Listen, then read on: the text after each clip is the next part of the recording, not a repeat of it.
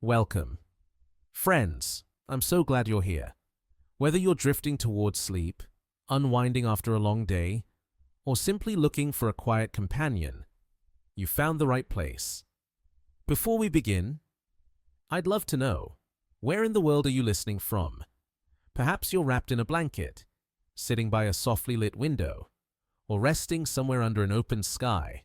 Wherever you are, I hope you're warm, comfortable, and ready to wander with me into the cold reaches beyond Neptune, where a visitor from interstellar space carries something astronomers didn't expect to find, a hidden sheath wrapping its nucleus, grain by grain, molecule by molecule.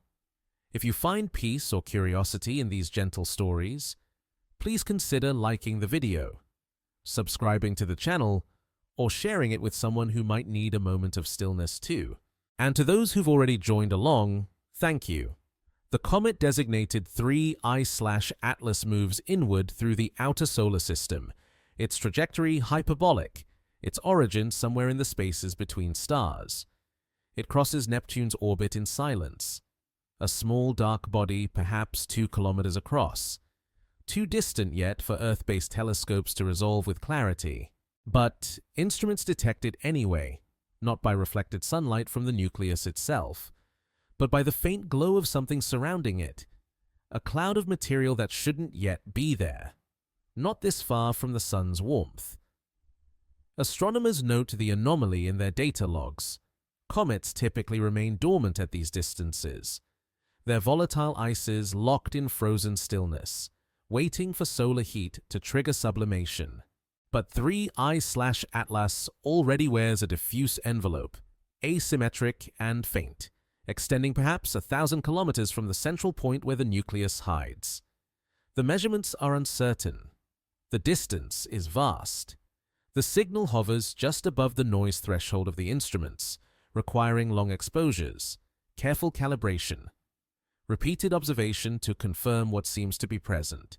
This sheath, for lack of a better term, astronomers adopt the word provisionally, doesn't behave like a typical coma. It doesn't expand uniformly. It doesn't respond predictably to the faint pressure of distant sunlight. Instead, it clings, maintains coherence, suggests internal structure that models haven't yet accounted for. Researchers begin constructing hypotheses, drafting observing proposals, requesting time on infrared telescopes and ultraviolet spectrographs. They suspect the sheath may be primordial, accumulated during the comet's long journey through interstellar medium, or perhaps exhumed from subsurface layers by some process they don't yet understand. The comet continues inward. Days pass into weeks. The sheath remains visible, growing slowly as solar radiation intensifies, but never dissipating entirely, never fragmenting into the expected tail. Observers in 3 continents coordinate their schedules, stitching together coverage across time zones. Building a continuous record of the sheath's evolution, they measure its brightness, map its asymmetry, search for temporal variations that might reveal rotation periods or outburst events. The data accumulates in archives, raw and unprocessed, awaiting analysis that will take months. Only took 4 billion years for this particular assemblage of ice and rock to arrive at this particular moment. The comet likely formed in a planetary system orbiting a star that has since moved elsewhere in the galaxy. A star whose light may have dimmed or brightened or remained unchanged while 3 I/Atlas drifted through the void. The nucleus carries no memory of its formation, no record of the disk from which it condensed, only the present configuration of molecules locked in crystalline and amorphous ice, only the slow rotation imparted by some ancient collision or gravitational encounter, only the trajectory that happened to intersect the sun's gravitational well at this particular angle. The sheath itself poses questions that astronomers circle carefully. If it accumulated in interstellar space, what supplied the material? Gas swept up during passage through molecular clouds, dust grains adhering to the nucleus through electrostatic forces, particles ejected from the comet's own surface by cosmic ray impacts, Or if the sheath originated from subsurface reservoirs, what mechanism triggered its release so far from the Sun, where temperatures hover near absolute zero and volatile activity should remain suppressed? The observations constrain but don't resolve these possibilities. The data permits multiple interpretations. The mystery lingers in the margins of error bars and signal-to-noise ratios. Researchers note that the sheath's morphology resembles, in some respects, the asymmetric envelopes observed around certain distant Kuiper Belt objects during occultation events, though those structures remain even more poorly understood, glimpsed only in seconds-long dimming of background stars. The comparison offers little explanatory power, but suggests that such sheaths may be common, perhaps ubiquitous among small icy bodies, rendered invisible by distance and faintness until rare circumstances bring them into detectability. How many comets have passed through the inner solar system wearing similar veils? Their sheaths dissolved unnoticed before instrumentation existed to register them. The comet moves inward still, crossing invisible boundaries in the Sun's gravitational architecture, past the orbit of Uranus, past Saturn's distance, approaching the realm where ice begins its slow transformation from solid to gas. The sheath adjusts, thickens perhaps, or redistributes its mass in ways the telescopes strain to measure. Photons from the Sun strike ice grains embedded in the sheath, transferring momentum, exerting pressure that should push particles outward into a developing tail.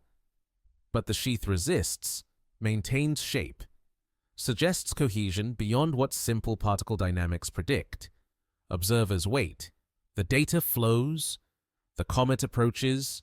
Somewhere in the sheath, molecules that formed in interstellar clouds drift slowly sunward, unchanged since their synthesis in environments colder and darker than anything the solar system offers.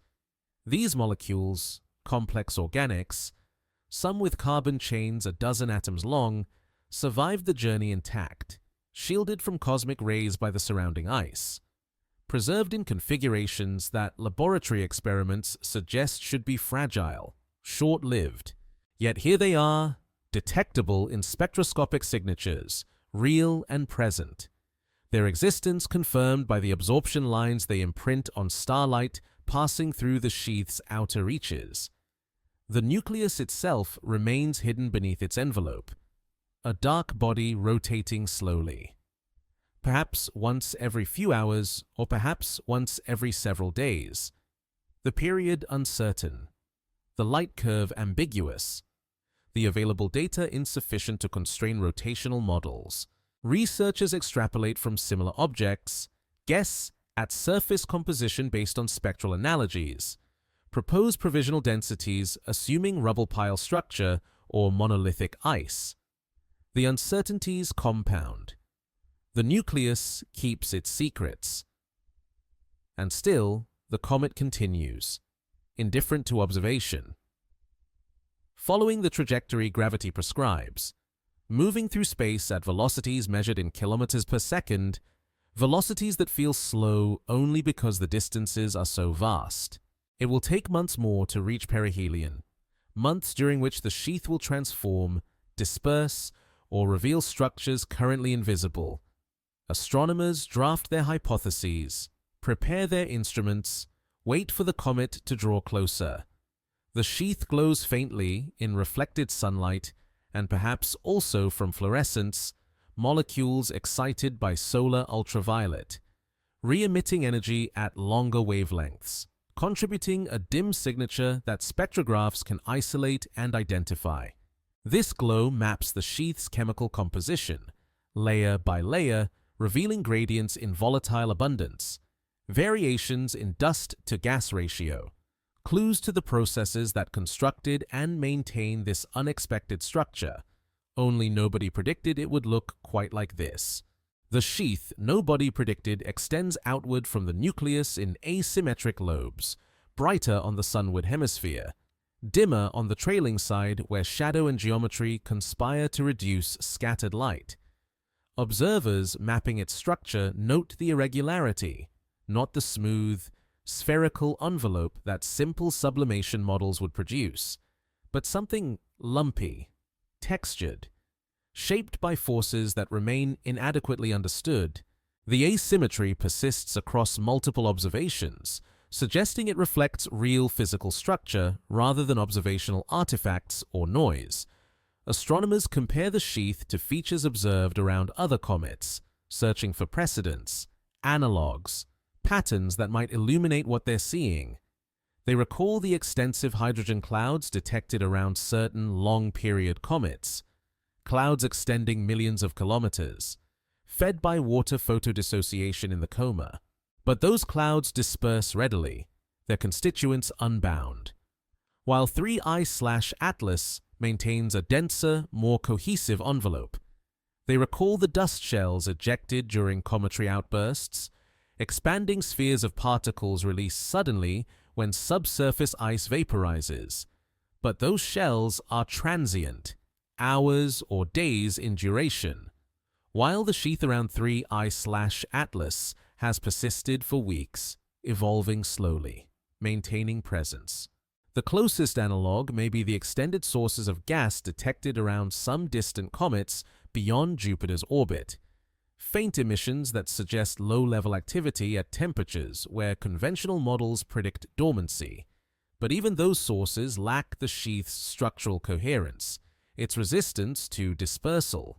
What 3I/Atlas exhibits appears to be something distinct, perhaps common but rarely detected, or perhaps genuinely unusual, a configuration arising from the comet's interstellar origin and the specific conditions it encountered during its journey. Researchers propose that the sheath might represent material eroded from the nucleus during its million-year traverse through interstellar medium, particles released by micrometeorite impacts or cosmic ray sputtering, then recaptured by the nucleus's weak gravity and accumulated in a temporary envelope. The numbers don't quite work. The nucleus is small, its gravitational well shallow, escape velocity measured in meters per second. Particles should drift away easily. Yet something retains them, suggests binding beyond simple gravity. Electrostatic forces emerge as a possibility.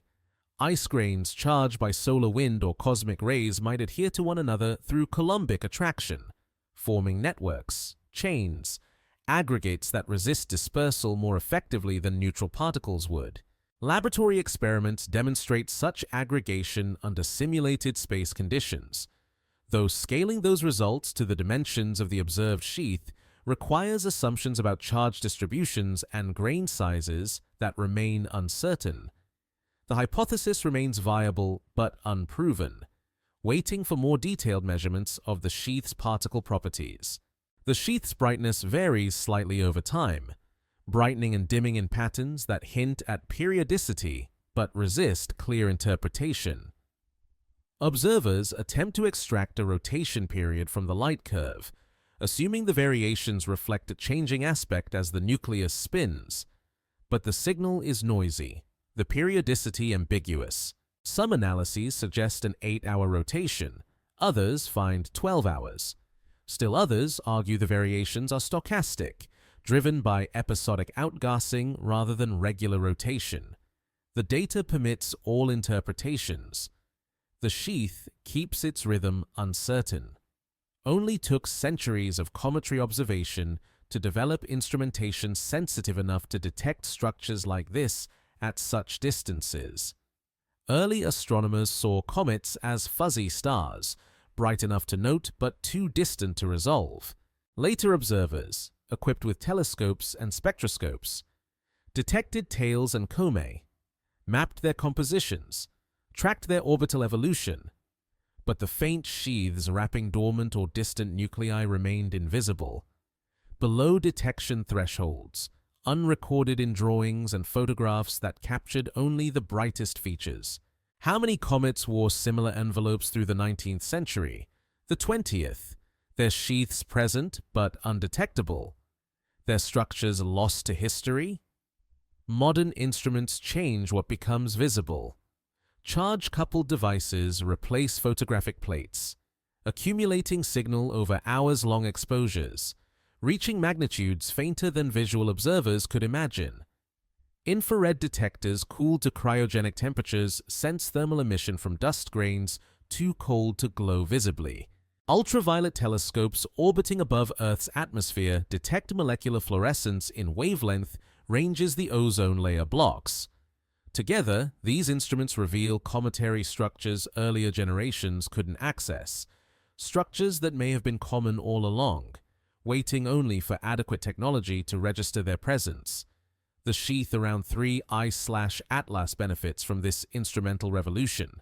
Observers detect it first in visible wavelengths, then confirm its presence in infrared, then search for ultraviolet signatures that might reveal atomic and molecular species. Each wavelength range adds information. Constrains models. Narrows the range of plausible explanations. Visible light traces dust. Infrared maps thermal emission. Ultraviolet captures gas phase fluorescence. The composite picture assembles slowly, observation by observation, wavelength by wavelength. Researchers note that the sheath exhibits little structure at small scales. Unlike the jets and filaments that often texture cometary comae near perihelion, the sheath appears relatively smooth, its brightness gradients gentle, its boundaries diffuse. This smoothness suggests either that the material composing the sheath is well mixed, uniformly distributed, or that the resolution of current observations remains insufficient to detect finer structure. Higher resolution imaging might reveal clumps, voids, filaments currently invisible, or it might confirm the smoothness, indicating processes that homogenize the sheath's composition. The asymmetry persists as a puzzle. If the sheath formed through symmetric processes, sublimation, for instance, or electrostatic aggregation, why does it exhibit such pronounced directionality? One possibility involves the nucleus's rotation axis. If the axis tilts relative to the Sun-Comet line, solar heating will concentrate on one hemisphere, driving enhanced sublimation there, producing asymmetric outgassing that feeds one side of the sheath preferentially. But calculations suggest the observed asymmetry exceeds what simple insulation differences would produce, implying additional factors. Perhaps the nucleus's surface is heterogeneous, mantled in dust on one side, exposing fresh ice on the other. Active regions concentrate where ice meets vacuum, driving jets that feed the sheath unevenly. Or perhaps the sheath's asymmetry reflects not current activity, but historical accumulation patterns. Material deposited preferentially on one side during the comet's interstellar passage, now slowly redistributing under solar influence, but not yet equilibrated. The sheath may be ancient and modern simultaneously, old material adjusting to new conditions.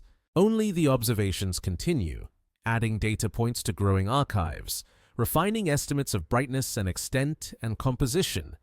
The comet moves inward. The sheath evolves. Astronomers watch.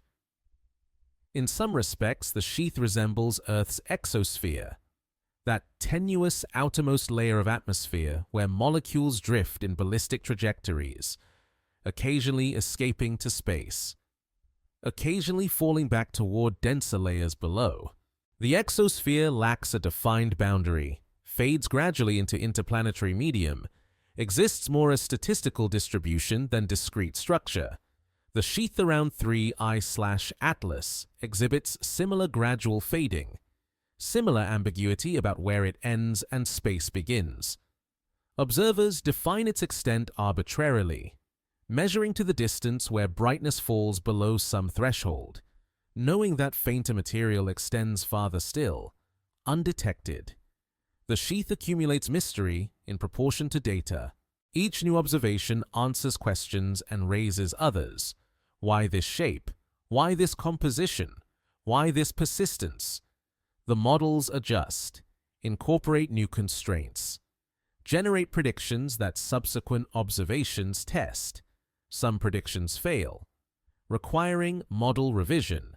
Some succeed, providing provisional confidence that the underlying physics has been captured. at least partially. The process continues, iterative and patient, building understanding grain by grain. And beneath it all, the nucleus rotates in darkness, wrapped in its unexpected envelope, carrying ice and organics from regions beyond the solar system's edge, approaching the sun with neither awareness nor intention, following only the trajectory gravity prescribes. The sheath glows faintly around it, visible now, soon to transform. Molecules assembling in frozen time occupy the sheath's interior regions, complex organic structures that formed not in stellar atmospheres or planetary surfaces, but in the cold molecular clouds drifting between stars. These molecules, polycyclic aromatic hydrocarbons, nitriles, alcohols, formaldehyde derivatives, synthesized grain by grain on ice surfaces where temperatures barely exceeded 3 Kelvin, where chemistry proceeded not through thermal collisions, but through quantum tunneling and cosmic ray catalysis, reactions impossibly slow by terrestrial standards, yet inevitable given enough time. The comet spent perhaps 10 million years crossing interstellar space, time enough for ice grains to accumulate molecular complexity. Each grain served as substrate, its surface providing reaction sites where hydrogen atoms landing from the diffuse interstellar medium encountered carbon monoxide, nitrogen, methane, building larger molecules step by step. Ultraviolet photons from distant stars drove some reactions, breaking bonds here, forming them there. Cosmic rays supplied ionization, creating reactive species that recombined into stable products. The process continued without interruption, without seasons or cycles, only the steady accumulation of molecular diversity. Some molecules remained simple: water ice, carbon dioxide, methane, ammonia, the volatiles astronomers expect from cometary nuclei based on decades of spectroscopic surveys. But others achieved remarkable complexity. Glycine precursors, perhaps amino acids' chemical ancestors, structures with multiple functional groups, capable of further reactions if provided energy and suitable conditions. The sheath carries this inventory sunward, each molecule frozen in configurations determined by the quantum mechanical details of its formation environment. Spectroscopy reveals these molecules indirectly. Astronomers don't observe individual molecular species directly, but instead detect the characteristic wavelengths at which groups of molecules absorb or emit radiation. Infrared spectra show absorption features at wavelengths corresponding to carbon-hydrogen stretching modes, carbon-oxygen bonds, nitrogen-containing groups. Ultraviolet spectra reveal fluorescence from hydroxyl radicals, carbon monoxide ions, other photodissociation products. By comparing observed spectra against laboratory databases and theoretical models, researchers infer which molecules must be present to produce the detected signatures. The process remains uncertain in detail. Multiple molecular mixtures can produce similar spectral features. The same absorption line might arise from different compounds in different abundances. Researchers constrain possibilities through multiple observations at different wavelengths, building composite pictures that narrow the range of plausible compositions. But ambiguities persist. The sheath's exact molecular inventory remains a matter of inference and probability rather than direct measurement. Only took billions of years for the galaxy to develop regions where such molecular complexity could arise. In the universe's early epochs, before generations of stars synthesized carbon, nitrogen, oxygen in their cores and dispersed these elements through supernovae. Molecular clouds contained mostly hydrogen and helium, lacking the chemical diversity necessary for organic synthesis. Gradually, over cosmic time, heavier elements accumulated in interstellar medium, seeding the clouds where molecules now form. The organics in 3I/Atlas's sheath represent this enrichment, the products of galactic chemical evolution, their presence contingent on stellar nucleosynthesis that occurred millions of light years away and millions of years ago. Researchers comparing 3Y/Atlas's spectral signatures against those of other comets note both similarities and differences. The water-to-carbon dioxide ratio appears typical for Jupiter family comets, suggesting similar formation conditions despite the object's interstellar origin. But certain organic signatures appear enhanced, particularly features attributed to nitriles and complex carbon chains. Whether this enhancement reflects genuine compositional differences or observational biases, perhaps the sheath concentrates organics relative to the nucleus, remains unclear. More data would help. More data always helps, but telescope time is limited, competing proposals numerous, opportunities constrained. The molecules within the sheath exist in multiple physical states. Some remain frozen in ice matrices, locked in crystalline or amorphous structures depending on formation temperature and pressure history. Others occupy surface layers of ice grains, more exposed to radiation, more vulnerable to photodissociation. Still others drift as gas phase species, liberated by sublimation or sputtering, moving slowly outward through the sheath's volume. This mixture of phases complicates spectroscopic interpretation. Different physical states produce different spectral signatures, even for identical molecular species. Temperature gradients within the sheath add further complexity. Regions near the nucleus, shielded from direct sunlight by overlying material, remain colder than outer layers directly exposed to solar radiation. This temperature variation affects ice structure, sublimation rates, chemical reaction kinetics. The sheath isn't isothermal, but rather exhibits spatial temperature distribution that observers attempt to map through thermal modeling and infrared measurements. Current models suggest outer layers hover around 60 Kelvin, inner regions perhaps 40 Kelvin, but uncertainties span tens of degrees. Only the ice remembers nothing. Water molecules frozen in the sheath possess no record of their synthesis, no information about whether they formed in the protoplanetary disk where the comet's nucleus condensed or accumulated later from interstellar clouds. Isotopic ratios might provide clues. Deuterium to hydrogen ratios vary between formation environments, offering potential traces of origin. But measuring isotopic abundances requires high-resolution spectroscopy, often beyond current instrumental capabilities for objects as faint as 3I/Atlas at these distances. Researchers propose observations, wait for telescope allocations, hope for approval. The sheath's organic inventory intersects with questions about life's origins, though the connection remains distant and speculative. If comets delivered similar molecular mixtures to early Earth, seeding oceans with organic precursors, then understanding cometary composition illuminates prebiotic chemistry's starting conditions. Laboratory experiments demonstrate that molecules like those detected in cometary spectra can undergo further reactions under appropriate conditions, ultraviolet irradiation. Liquid water, mineral catalysis, producing amino acids, nucleobases, lipid precursors. Whether such reactions actually occurred on early Earth, and whether cometary delivery contributed significantly compared to terrestrial synthesis, remains debated. The comet carries its molecules inward regardless, neither aware of nor relevant to these debates. The organics composing its sheath exist as physical fact. Products of natural processes operating under known physical laws, their presence requiring no purpose or intention. They formed because conditions permitted formation.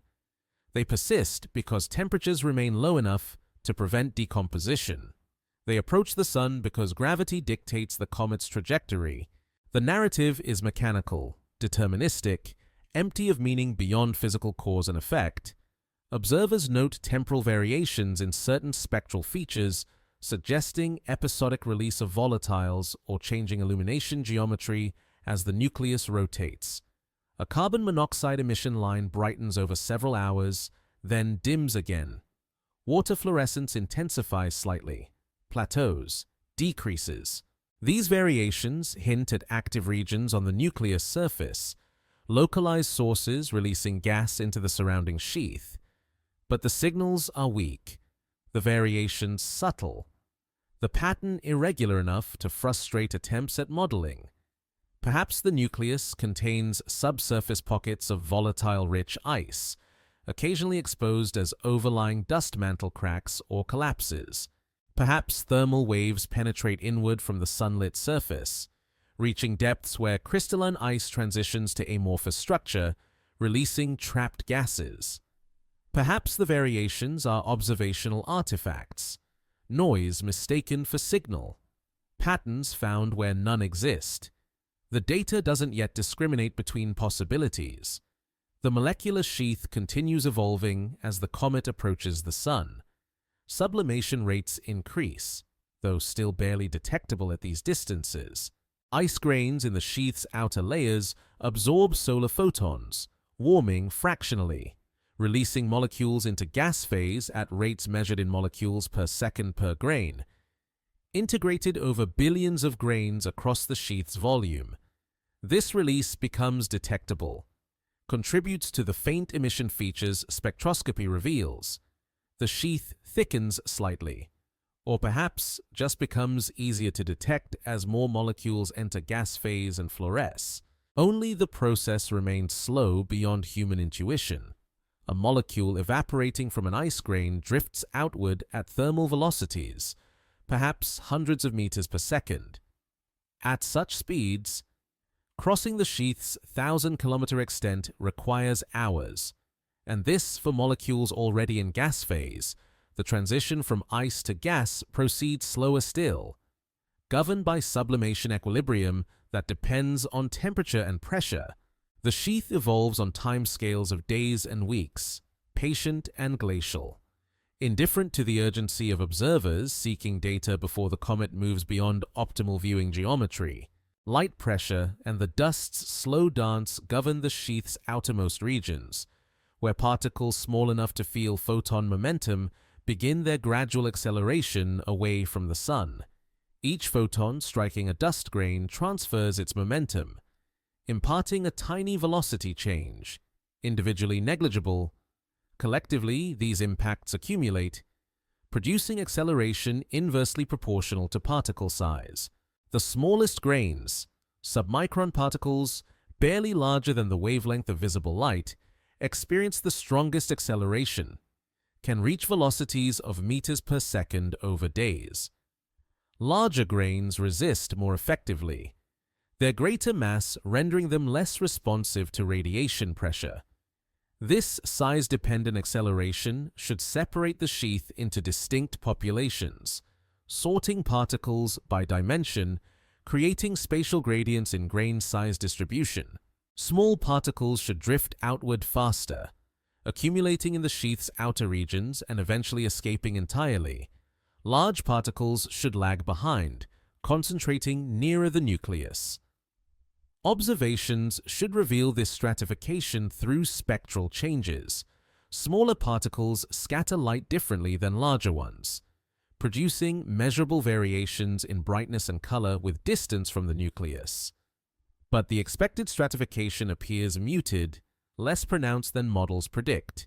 The sheath exhibits relatively uniform brightness distribution at observed wavelengths, suggesting either that particle size doesn't vary as much as assumed, or that some process counteracts radiation pressure's sorting effects. Perhaps electrostatic forces bind small grains to larger ones, preventing their preferential escape. Perhaps gas drag from sublimating volatiles opposes radiation pressure, slowing small particles' outward drift. Perhaps the sheath is younger than assumed, hasn't existed long enough for stratification to develop fully. Researchers calculate radiation pressure effects using the Mie scattering formalism, equations describing how spherical particles interact with electromagnetic radiation. The calculations require assumptions about particle composition, density, refractive index, shape, all quantities poorly constrained for the sheath's dust. Different assumptions yield different predictions for how strongly radiation pressure accelerates particles, how quickly stratification develops, how the sheath's appearance should change with distance from the nucleus. Models proliferate, each consistent with some subset of observations. None definitively favored. Only took Maxwell's equations to predict radiation pressure's existence. Electromagnetic theory implying that light carries momentum proportional to energy divided by light speed. But experimental confirmation required decades, waiting for technology capable of detecting forces measured in nanonewtons, for vacuum chambers eliminating air currents that would overwhelm the signal, for patients to accumulate measurements proving that, yes, light pushes. The effect seems obvious in retrospect, but required theoretical prediction before experimentalists knew to look for it. The sheath's dust grains originated somewhere, accumulated somehow. If they formed in the protoplanetary disk where the comet's nucleus condensed, they represent primordial solids, unmodified since the solar system's formation except by cosmic ray bombardment and micrometeorite impacts. If they accumulated during interstellar transit, they might incorporate material from molecular clouds the comet traversed, grains synthesized in environments chemically distinct from our solar system's birth cloud. Distinguishing these origins requires compositional measurements more detailed than current spectra provide. Some dust surely originates from the nucleus itself, particles released as ice sublimes and drags embedded grains into the surrounding sheath. This process, well documented for active comets near perihelion, should operate even at 3I/Atlas's current distance, though at much reduced rates given the weak solar heating. Each sublimating ice molecule carries kinetic energy, can lift dust particles lighter than some threshold mass. The threshold depends on ice temperature, sublimation rate, grain density, surface binding forces, a complicated calculation yielding uncertain results. Observers searching for evidence of dust production from the nucleus examine images for subtle brightness variations, asymmetries that might indicate preferential dust release from active regions. They find hints, suggestions, patterns that might be real or might be noise. The sheath's faintness makes discrimination difficult. Signal-to-noise ratios hover near unity in the regions of interest. Statistical tests yield marginal significance.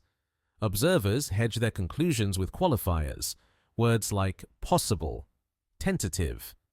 Requires confirmation. The dust drifts outward regardless, some particles escaping the sheath entirely, joining the zodiacal cloud of debris populating the inner solar system. These escaped particles spread along the comet's orbit, gradually dispersing, eventually indistinguishable from the background dust contributed by asteroids, other comets, interplanetary debris of unknown origin.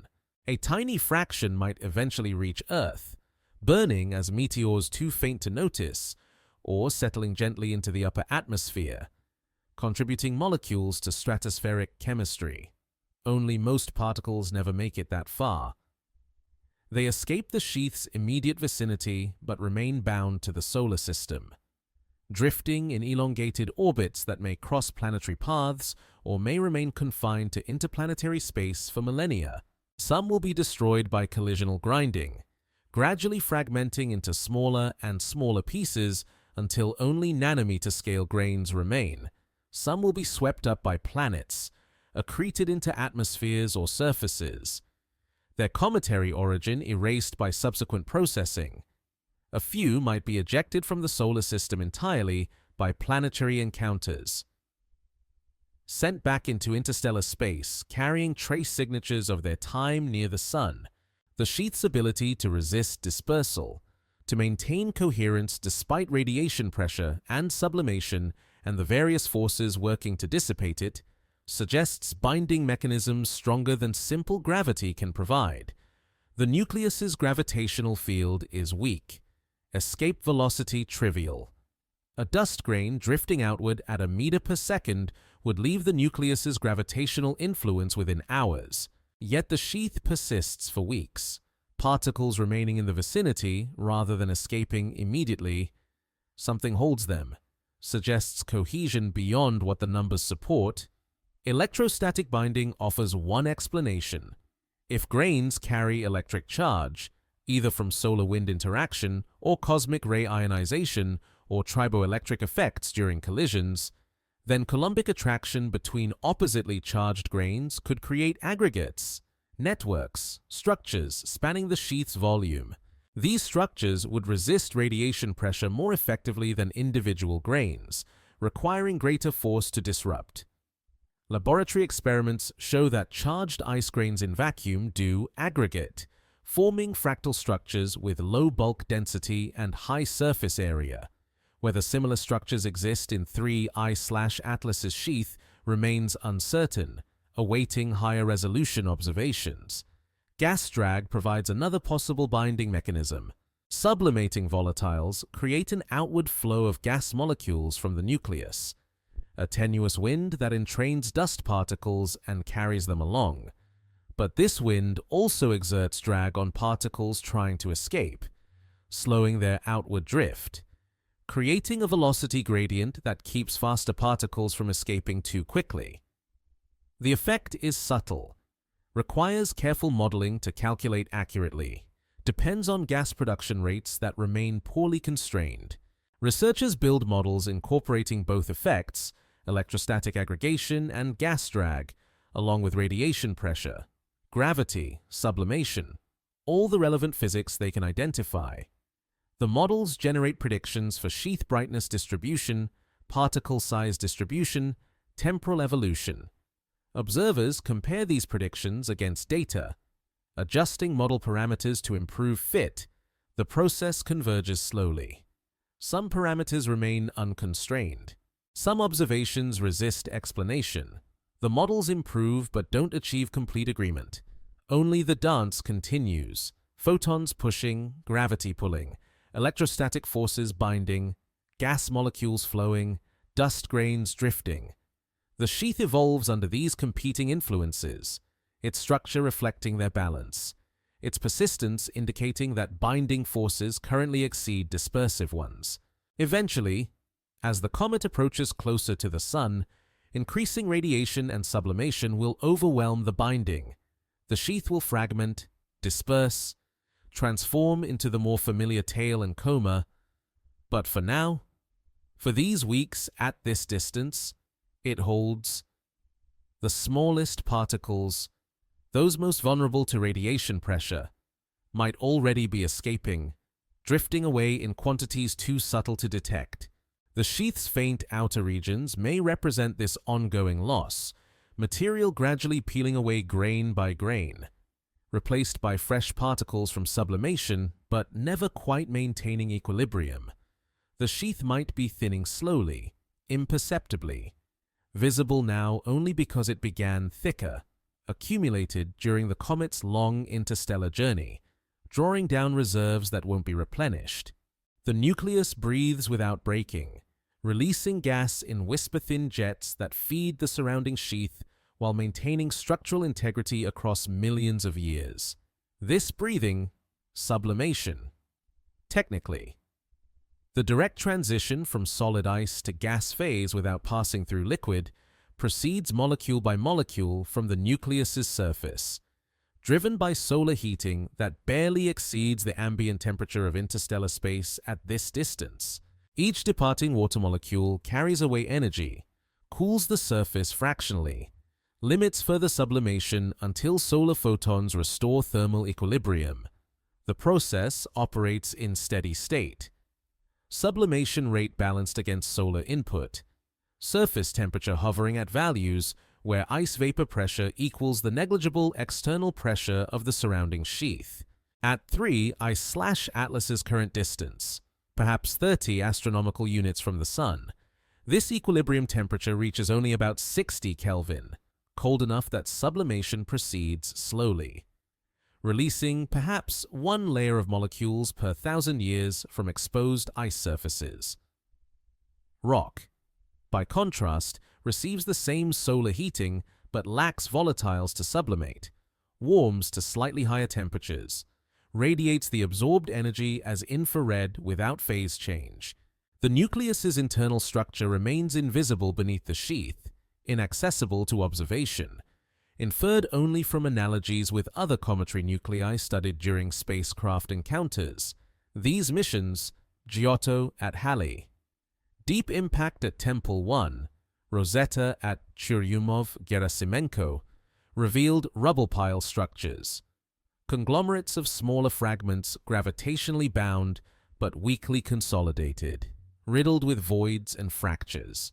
The nuclei exhibited layering, compositional variations, regions of different mechanical strength. Some areas produced vigorous jets, others remained quiescent. Activity concentrated at boundaries between ice-rich and dust-mantled regions. 3I/Atlas likely shares this structural complexity.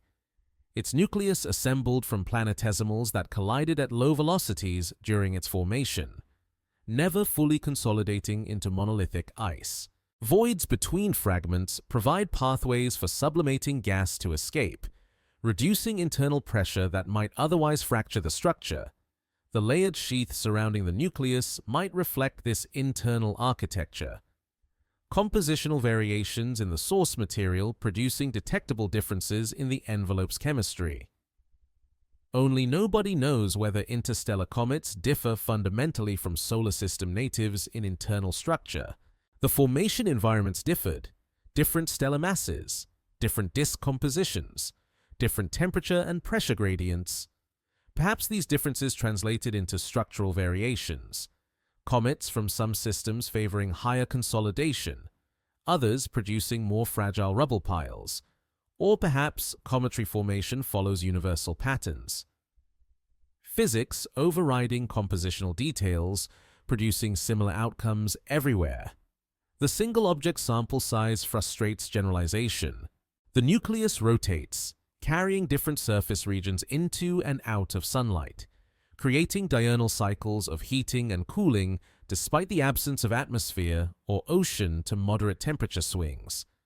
A point on the surface experiences hours of solar illumination, warming gradually, sublimating faster, then rotates into shadow, cools rapidly, sublimation dropping towards zero. These cycles stress the ice, induce thermal gradients that generate mechanical strain. Over thousands of rotations, the accumulated strain might fracture surface layers, create the rough, irregular topography spacecraft images have revealed on other cometary nuclei. Researchers modeling these thermal stresses calculate that ice at 3Y/Atlas's current distance should survive rotation cycles without fracturing, the temperature variations too mild to generate critical strain levels. But subsurface ice, shielded from direct sunlight, experiences different thermal history. Heat conducts inward from the illuminated surface, reaching depths where temperature remains below the sublimation threshold.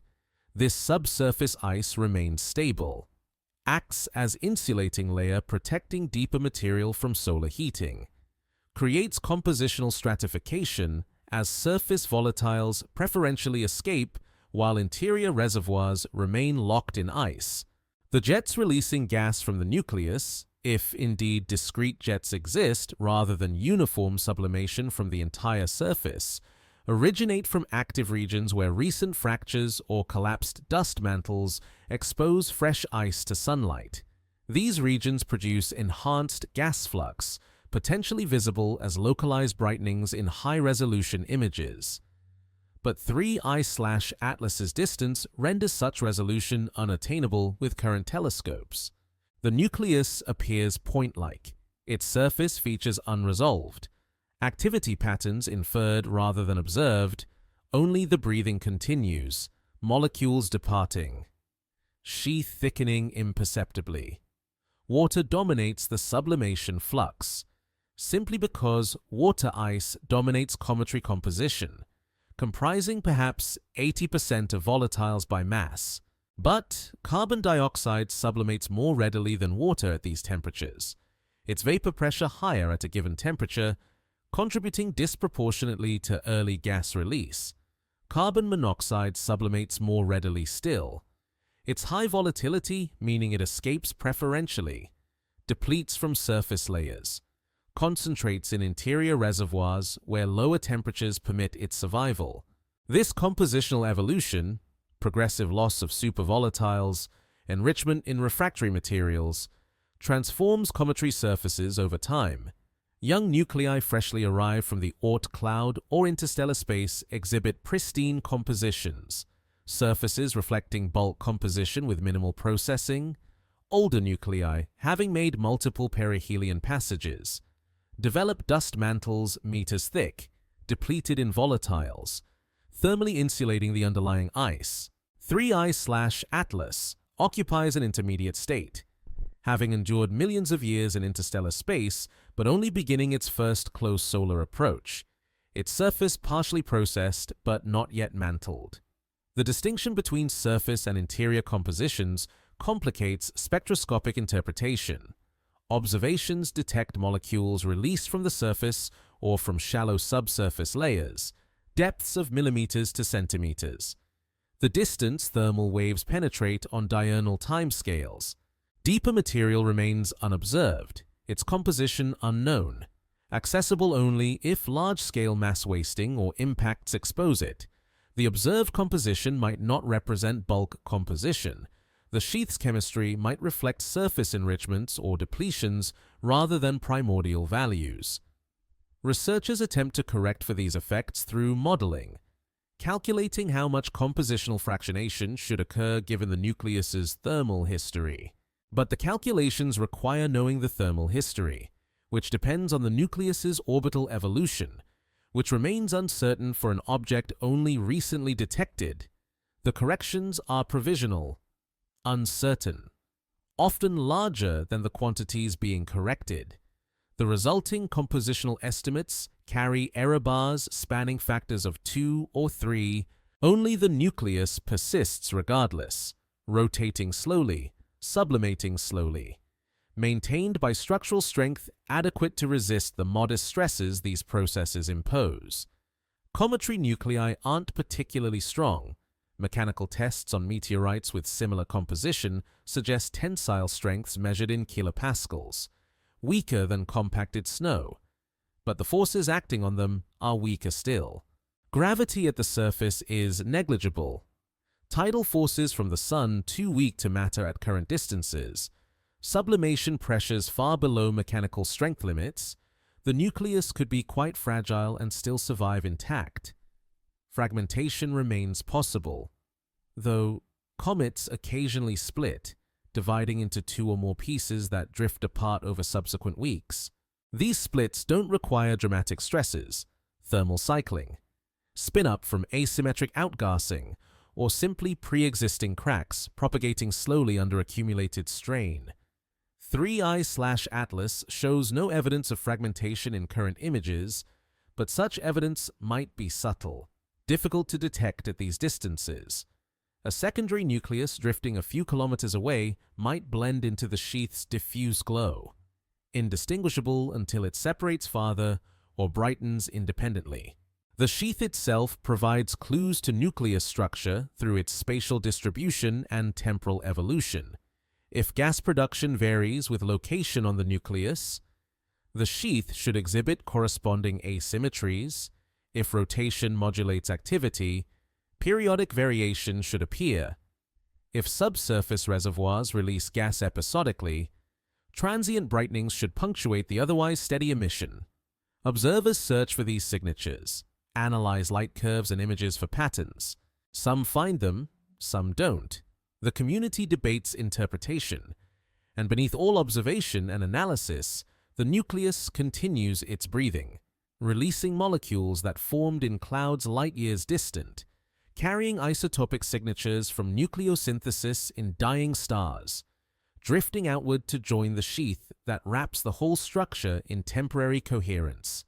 The breathing requires no awareness, follows no intention, simply proceeds because thermodynamics permits it, because solar photons provide the necessary energy, because vacuum allows molecules to escape without restraint. Spectroscopy reads the sheath's composition line by line, wavelength by wavelength, translating patterns of absorbed and emitted light into molecular identifications and abundance estimates. The process begins with photons, solar radiation reflecting from dust grains or fluorescing from gas molecules, traveling across astronomical distances, entering telescope apertures, focusing onto detectors that convert light into electrical signals. The signals undergo processing, calibration, noise reduction, emerge as spectra showing intensity as a function of wavelength, each spectral feature a clue to composition. Water reveals itself through hydroxyl radical emission, the product of water photodissociation by solar ultraviolet radiation, the parent water molecules, sublimating from ice grains throughout the sheath, exist briefly before UV photons break them into hydroxyl and hydrogen.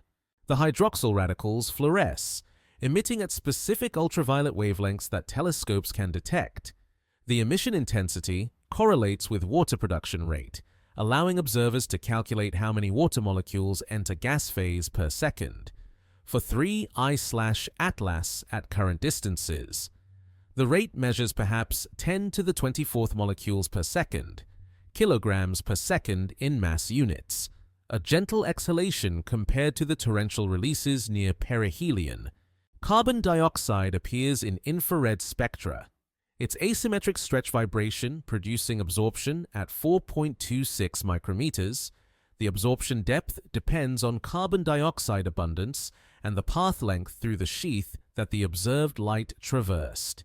Researchers model radiative transfer through the sheath, calculating how photons scatter and absorb as they propagate through the dusty, gaseous medium, matching models to observations to extract carbon dioxide abundance. The derived abundance suggests carbon dioxide comprises perhaps 10 to 15% of the volatile budget, typical for Oort cloud comets, but higher than Jupiter family averages. Ammonia proves more elusive. Its spectral signatures lie in regions of the spectrum where Earth's atmosphere absorbs strongly, rendering ground-based detection difficult. Space-based observations avoid this obstacle but require securing time on orbiting telescopes, competitive and scarce. Preliminary data suggest ammonia is present, perhaps at 1 or 2% abundance relative to water, but the detection remains tentative, requiring confirmation through additional observations. Ammonia's presence would imply formation at very low temperatures where ammonia ice remains stable, temperatures suggesting formation beyond Neptune's orbit or in cold molecular clouds. Only the spectral features don't always match laboratory expectations. The observed wavelengths agree, confirming molecular identifications, but relative intensities sometimes diverge from predictions. Hydroxyl emission appears brighter than water production rates would suggest, implying either enhanced photodissociation rates or additional hydroxyl sources. Carbon dioxide absorption seems deeper than abundance estimates justify, possibly indicating grain mantle contributions or unexpected temperature distributions. These discrepancies drive model refinement, suggest additional physics that simple models omit. Trace organics emerge through multiple weak features scattered across the spectrum. No single signature definitive, but the ensemble compelling.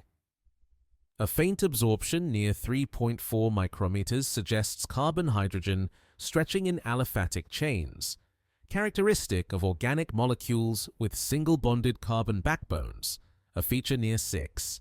8 micrometers might indicate aromatic carbon-carbon bonds, the signature of ring-structured organics. Other features hint at nitriles, ketones, alcohols, though individual identifications remain uncertain. The signal's weak and the spectral resolution limited.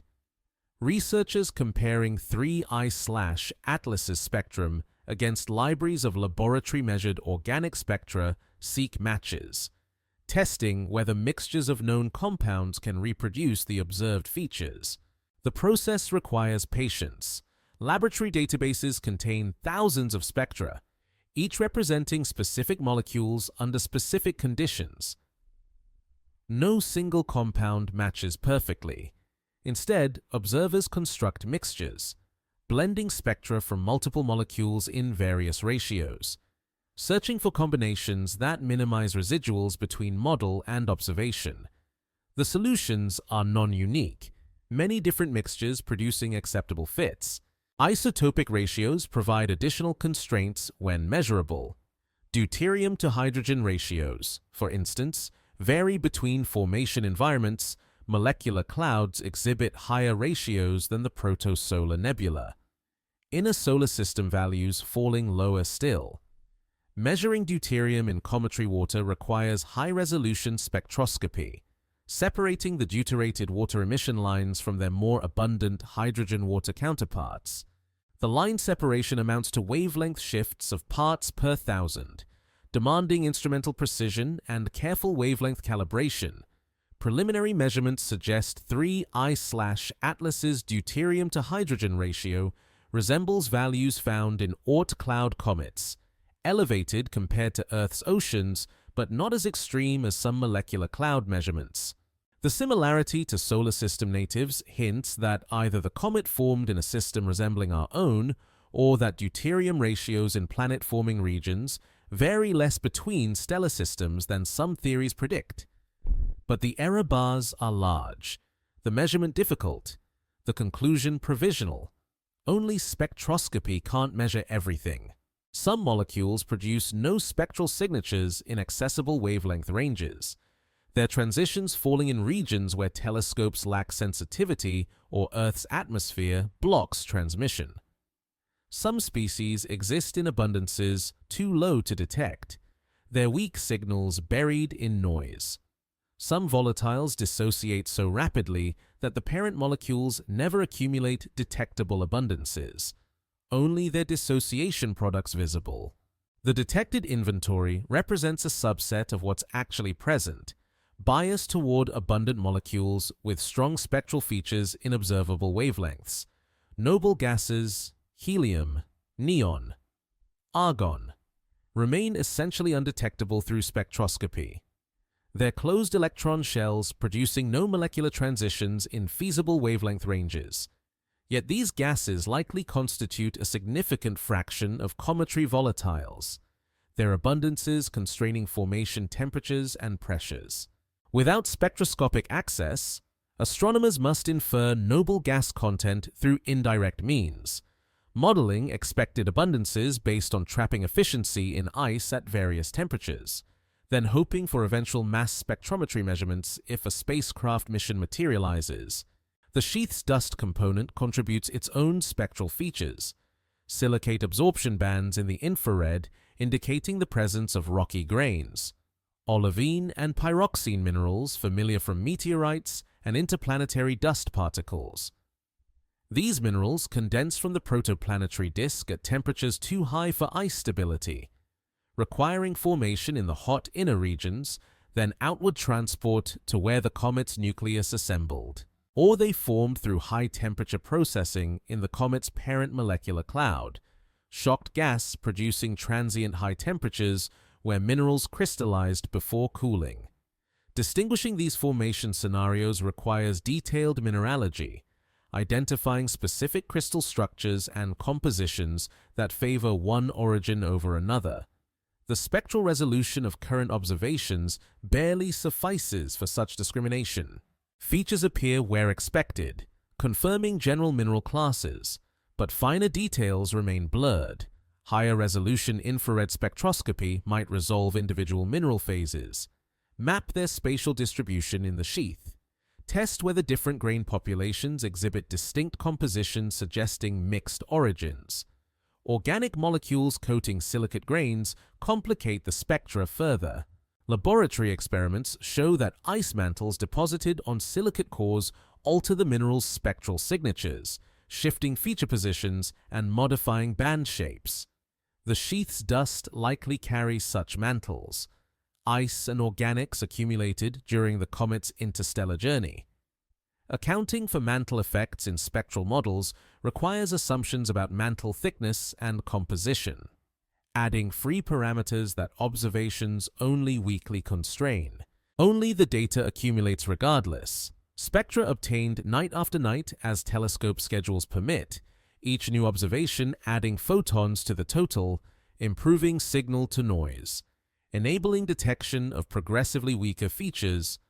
Long-exposure spectroscopy on large telescopes reaches deeper into the composition inventory, revealing molecules that shorter exposures would miss.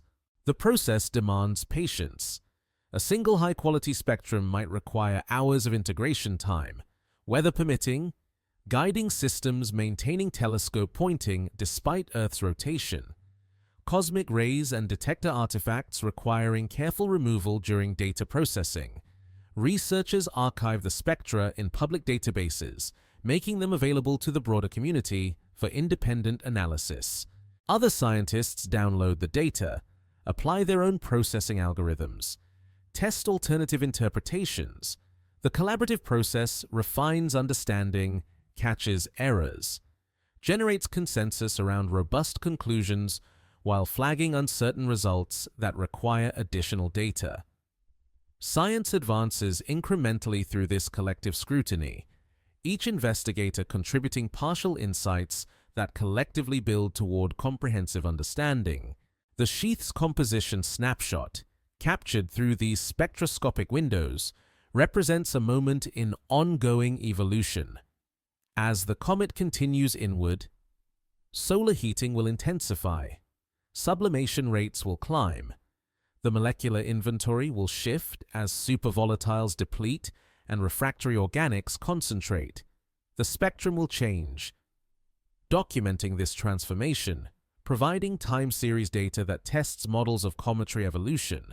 Observers plan future spectroscopic campaigns timed to sample different evolutionary stages, building a narrative of compositional change. Comparing Earth's ancient delivery systems requires looking backward through time to epochs when the planet's surface bore little resemblance to modern landscapes. No oxygen in the atmosphere, no continents in their current configurations, no life beyond microscopic cells, if even those yet existed. The delivery systems under consideration are comets and asteroids, small bodies impacting the early Earth, contributing volatiles and organics that the planet's initial accretion may have been too hot to retain. 3I/Atlas serves as analog, not identical to the objects that struck primordial Earth, but similar enough in composition and structure to illuminate what those ancient impactors might have carried. The late heavy bombardment, occurring approximately 3.9 billion years ago, represents one plausible delivery window. Evidence from lunar cratering chronologies suggests a spike in impact rates during this period.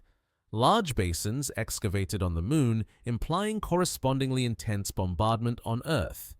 Whether this bombardment represented a discrete event, perhaps triggered by orbital migration of Jupiter and Saturn disrupting the asteroid belt, or simply the tail end of planetary accretion, remains debated.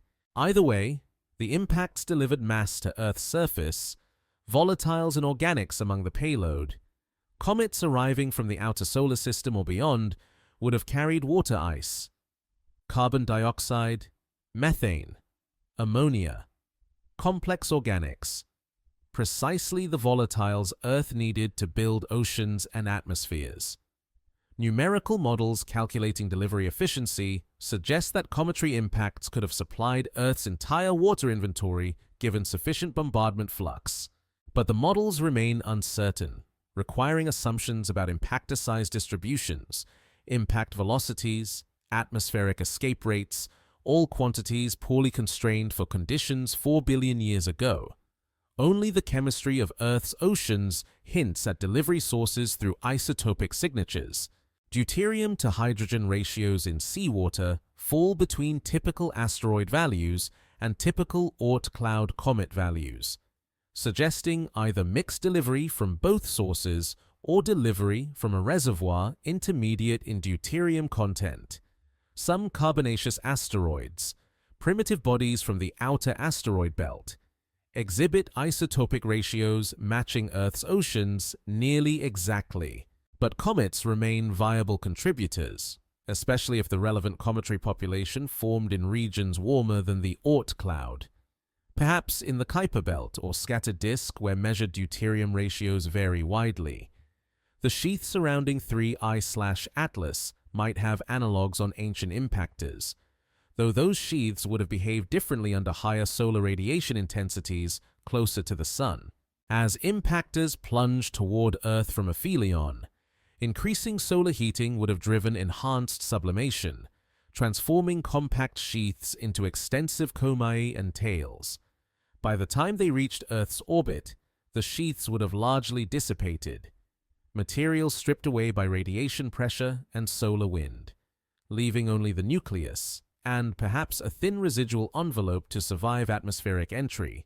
Atmospheric entry itself would have destroyed most cometary material, the high-velocity impact generating temperatures sufficient to vaporize ice and dissociate organics into simpler fragments.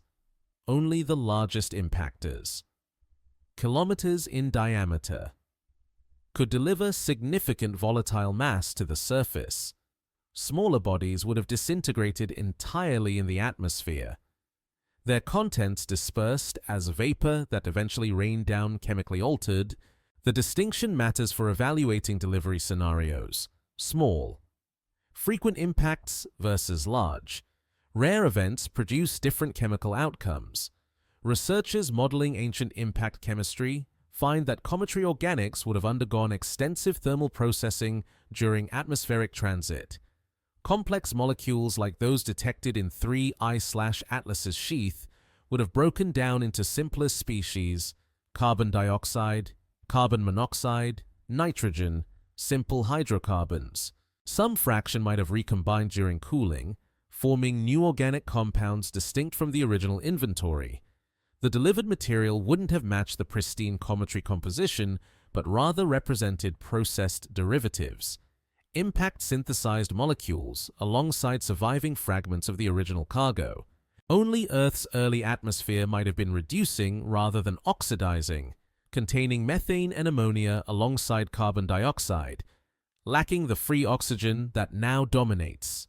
In such an atmosphere, organic molecules would have persisted longer after delivery, avoided oxidative destruction, potentially participated in prebiotic chemistry leading toward life's origin.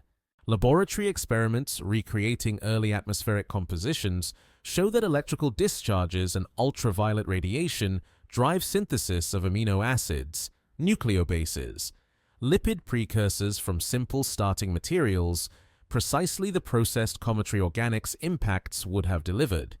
The connection between cometary delivery and life's origin remains speculative, more correlation than causation. Life requires volatiles and organics. Comets carry volatiles and organics. Therefore, comets might have contributed to life's emergence. The logic is suggestive but not conclusive. Alternative sources existed. Volcanism outgassed volatiles from Earth's interior. Atmospheric photochemistry synthesized organics from simpler molecules. Hydrothermal systems at mid-ocean ridges provided chemical energy and mineral catalysts.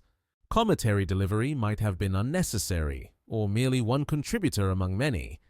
Isotopic anomalies in ancient rocks hint at cometary contributions without proving them.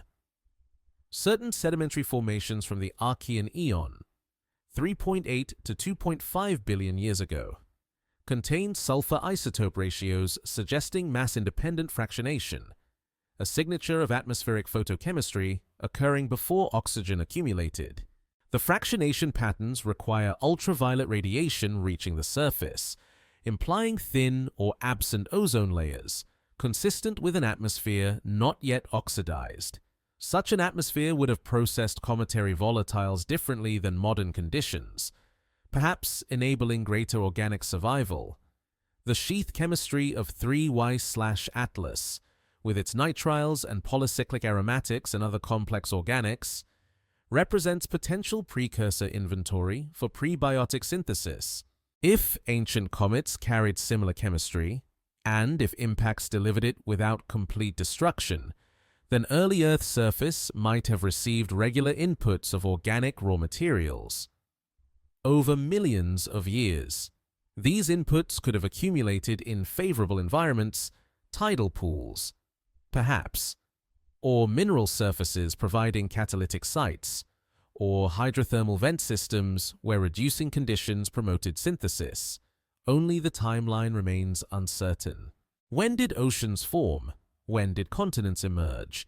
When did the first self-replicating molecules arise? The sequence of events affecting whether cometary delivery mattered.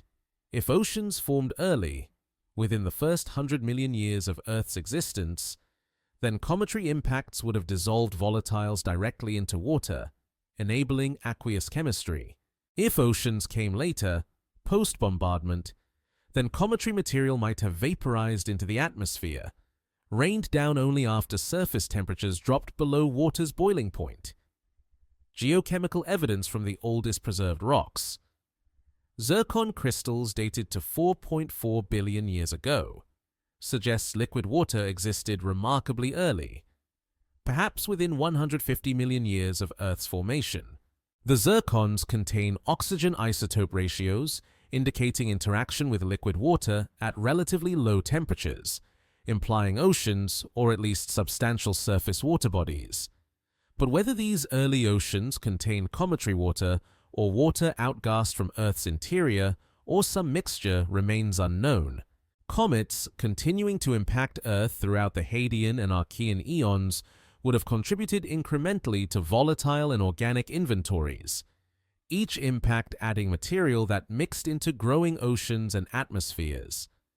The cumulative effect over hundreds of millions of years might have been substantial, even if individual impacts delivered modest amounts. Integrated delivery calculations suggest comets could have supplied anywhere from 10% to more than 100% of Earth's water, depending on impact flux assumptions and delivery efficiency, a wide range reflecting deep uncertainties. Only nobody witnessed these ancient deliveries. The rock record from Earth's first billion years is sparse. Most early crust recycled through plate tectonics or obliterated by later impacts. The few surviving fragments preserve hints, isotopic signatures, mineral compositions, chemical anomalies, but the direct evidence of cometary bombardment has been erased by geological processes. The Moon retains better records through its cratering chronology, but lunar rocks reveal only impact timing and intensity, not impactor composition. Asteroid impacts contributed delivery too, particularly from carbonaceous chondrite asteroids containing water bound in hydrated minerals and organic molecules similar to those in comets. These asteroids might have delivered volatiles more efficiently than comets, since their rocky composition enabled larger fragments to survive atmospheric entry. Some models favor asteroids as dominant water sources, relegating comets to minor contributors. The debate remains unresolved, data insufficient to definitively favor either source. The sheath around 3I/Atlas, temporarily visible during its passage through the inner solar system, represents fleeting access to materials otherwise locked in distant reservoirs. Most comets remain in the Oort cloud or Kuiper belt, their compositions inaccessible except during rare perihelic passages. Most ancient impactors vaporized on contact, their contents dispersed beyond recovery. The handful of objects available for detailed study, modern comets like 3I/Atlas, meteorites, interplanetary dust particles, sample the delivery systems inadequately, bias toward survivors and toward materials robust enough to preserve. Researchers extract what information they can from available samples, measuring isotopes, identifying organic molecules, mapping mineral compositions, constructing narratives of ancient delivery from fragmentary evidence. The narratives remain provisional, subject to revision as new data emerges, new samples become available, new analytical techniques reveal previously hidden details. Science builds understanding incrementally, each measurement refining or overturning previous conclusions. The process asymptotically approaching truth without claiming to have reached it. and the comet continues inward, carrying its sheath of ancient molecules, indifferent to the scientific narratives constructed around it, following only gravity's prescriptions. Its composition may or may not resemble ancient impactors. Its structure may or may not illuminate delivery mechanisms.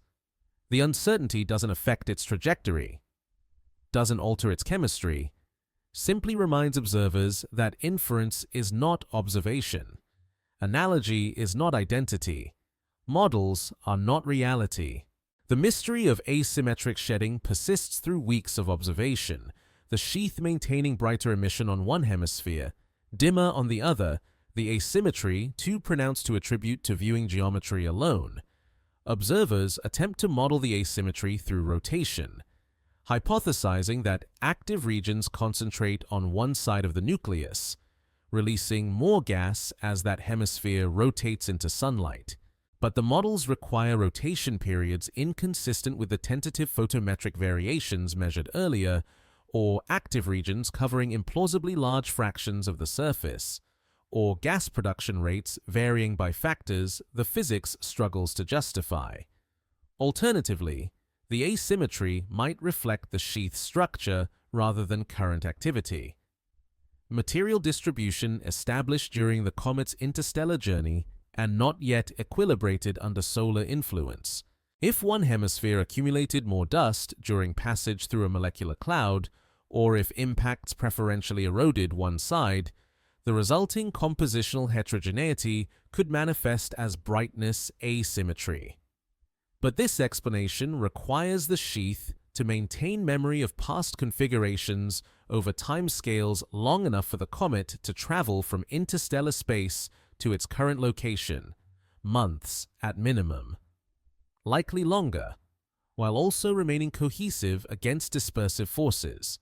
Magnetic fields offer a third possibility. The solar wind, carrying embedded magnetic field lines, interacts with ionized gas in the sheath, potentially confining or channeling plasma in ways that produce asymmetric brightness distributions. The interaction would depend on the relative orientation of solar wind magnetic field and the sheath's internal field structure. If such structure exists, measurements of magnetic field strength in cometary Comet show typical values of nanoteslas to microteslas, weak by terrestrial standards but potentially significant for low-density ionized gas. Only the observations required to test this hypothesis don't yet exist for 3I/Atlas. Magnetic field measurements require either in situ spacecraft instruments or remote detection through polarimetry and spectroscopy of magnetically sensitive emission lines. No spacecraft mission to 3I/Atlas is planned. The targeting would be extraordinarily difficult given the object's hyperbolic trajectory and late detection. Polarimetric observations are feasible but haven't been prioritized. Telescope time allocated instead to spectroscopy and imaging deemed more fundamental. Researchers submit new observing proposals requesting polarimetric data, arguing that magnetic field measurements would constrain asymmetry mechanisms and provide unique insights into cometary plasma physics. The proposals enter competitive review processes, evaluated against other requests for the same telescope time. Some are approved, others declined. The approvals coming with time allocations smaller than requested, requiring observers to optimize their strategies, choose between wavelength coverage and temporal sampling, sacrifice some science goals to achieve others. The asymmetry's temporal evolution provides additional clues. If it strengthens or weakens systematically, or rotates with some discernible period. These behaviors would favor certain mechanisms over others. Observers compile time series data from multiple nights, searching for trends. The asymmetry appears roughly stable over week-long intervals, but might be changing slowly. The data quality barely suffices to detect changes. Statistical significance marginal. Conclusions tentative. One research group reports a possible 3-degree rotation of the asymmetry's orientation over 10 days, suggesting a rotation period of roughly 120 days for whatever structure produces the asymmetry. But this period far exceeds typical cometary rotation periods, which range from hours to days. A 120-day rotation would imply either very slow spin or that the asymmetry doesn't couple directly to nucleus rotation, instead reflecting some larger-scale structure in the sheath itself that rotates independently or doesn't rotate at all. Only alternative explanations proliferate faster than observational constraints accumulate. Some researchers propose the asymmetry reflects inhomogeneous dust production, grains released preferentially from one hemisphere, creating optical depth variations that manifest as brightness differences. Others suggest the effect is purely geometric, the sheath's shape naturally producing brightness asymmetry when viewed from certain angles, the effect rotating as the viewing geometry changes with the comet's orbital motion. Still others argue that multiple mechanisms operate simultaneously, their combined effects producing the observed pattern. The lack of definitive resolution frustrates researchers accustomed to clearer answers.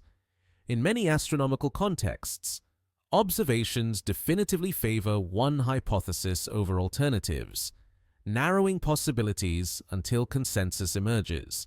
But 3I/Atlas's faintness and distance render many observations marginal, signals barely exceeding noise, measurements carrying error bars larger than the effects being measured. Multiple hypotheses remain compatible with available data, all underdetermined. None definitively excluded. This ambiguity represents normal science more than failure.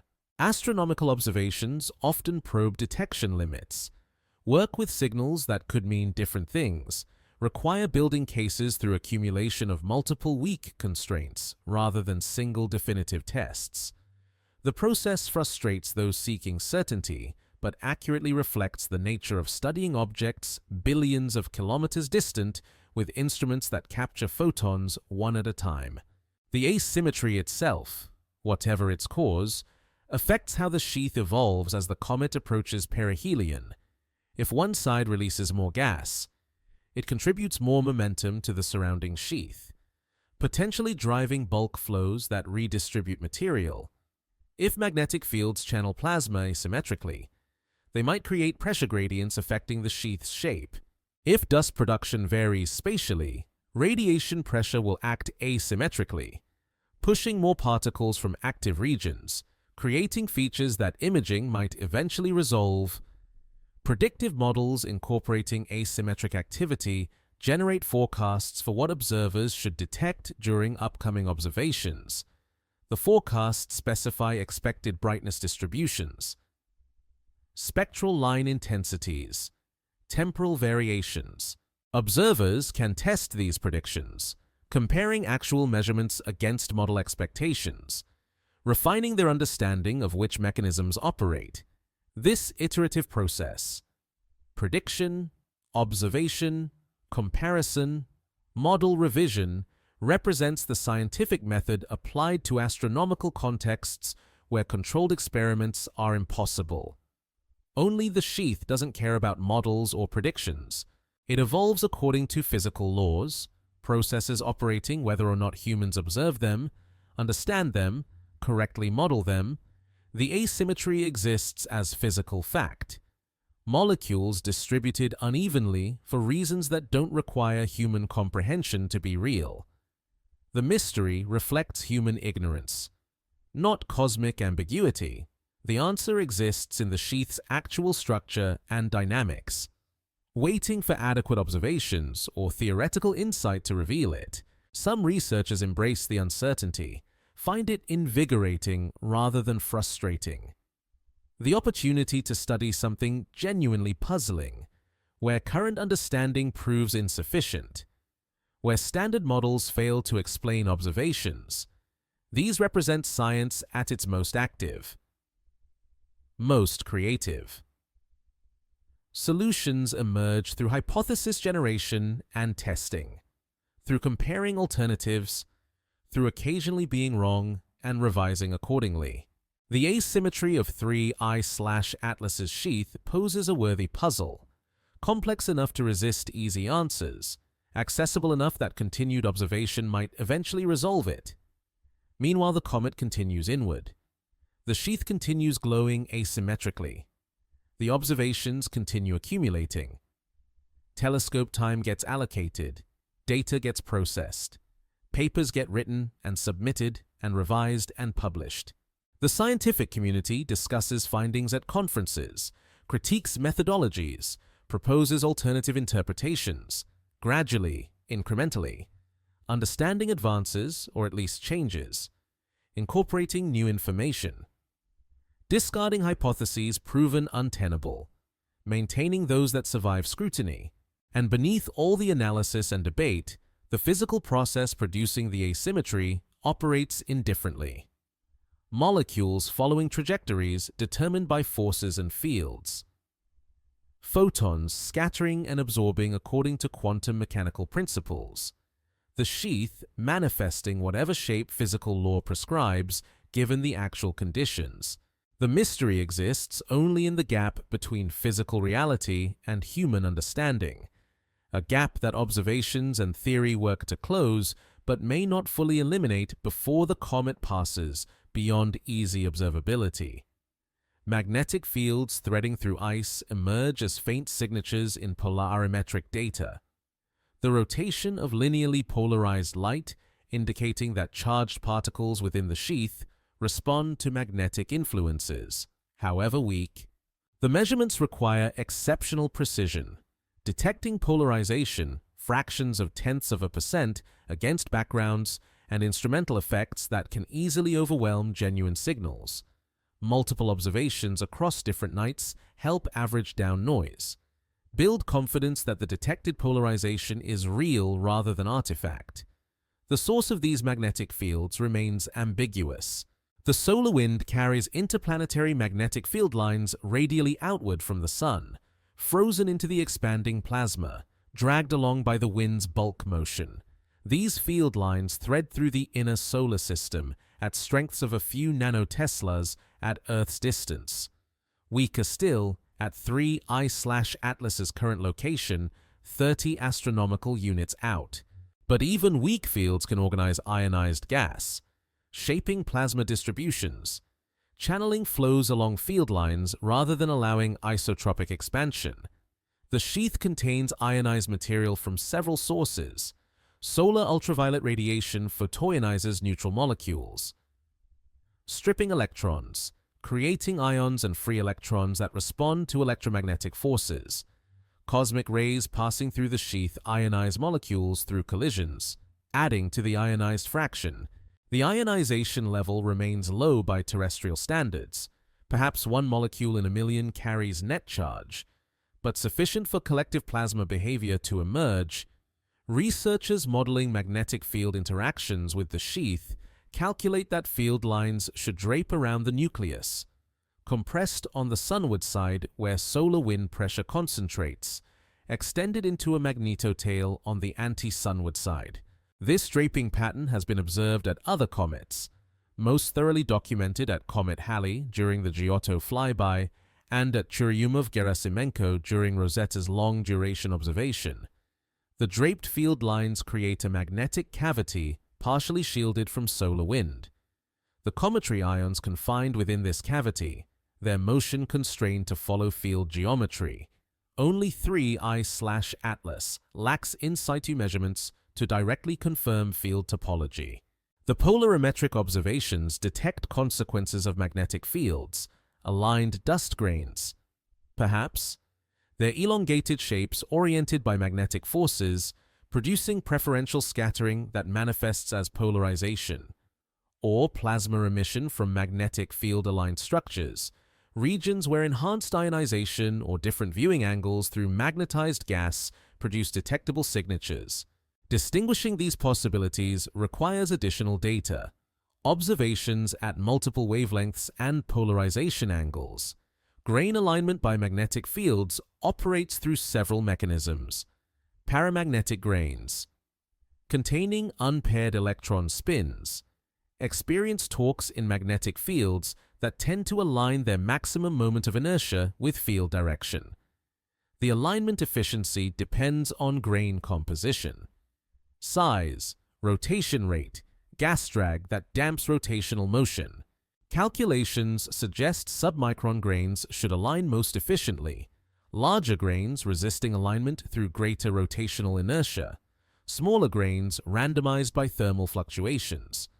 If the detected polarization reflects grain alignment, it maps magnetic field geometry projected onto the plane of the sky.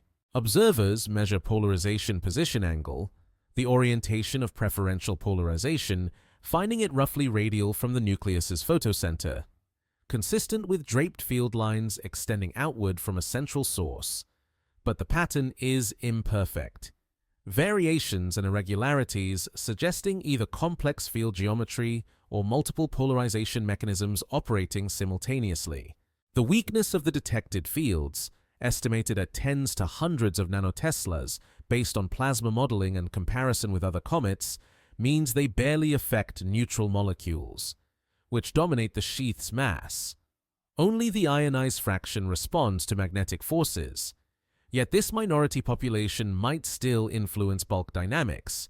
Magnetic pressure can resist gas expansion, confining plasma and entrained neutrals more tightly than gas pressure alone would permit. The resulting compression could explain aspects of the sheath's structure, its resistance to dispersal, its asymmetric brightness distribution. Only cometary magnetic field physics remains incompletely understood even for well-studied objects, much less for distant, faint targets like 3Y/Atlas. The basic processes are known: field line draping, plasma confinement, grain alignment, but their quantitative effects depend on parameters difficult to measure remotely. Ion densities, magnetic field strengths, plasma temperatures, field line topology all enter the relevant equations, all carry substantial uncertainties, their values inferred from indirect observables rather than measured directly. The interstellar magnetic field might also contribute. If 3I/Atlas formed in another stellar system, it experienced that system's magnetic environment, potentially acquiring residual magnetization in any ferromagnetic minerals its dust contains. Interstellar magnetic fields threading the space between stars could have influenced the comet during its million-year transit, perhaps ordering grains or plasma structures in ways that persist even now. But these effects would be extraordinarily subtle, likely undetectable with current observational capabilities. Researchers debate whether cometary nuclei can maintain intrinsic magnetic fields.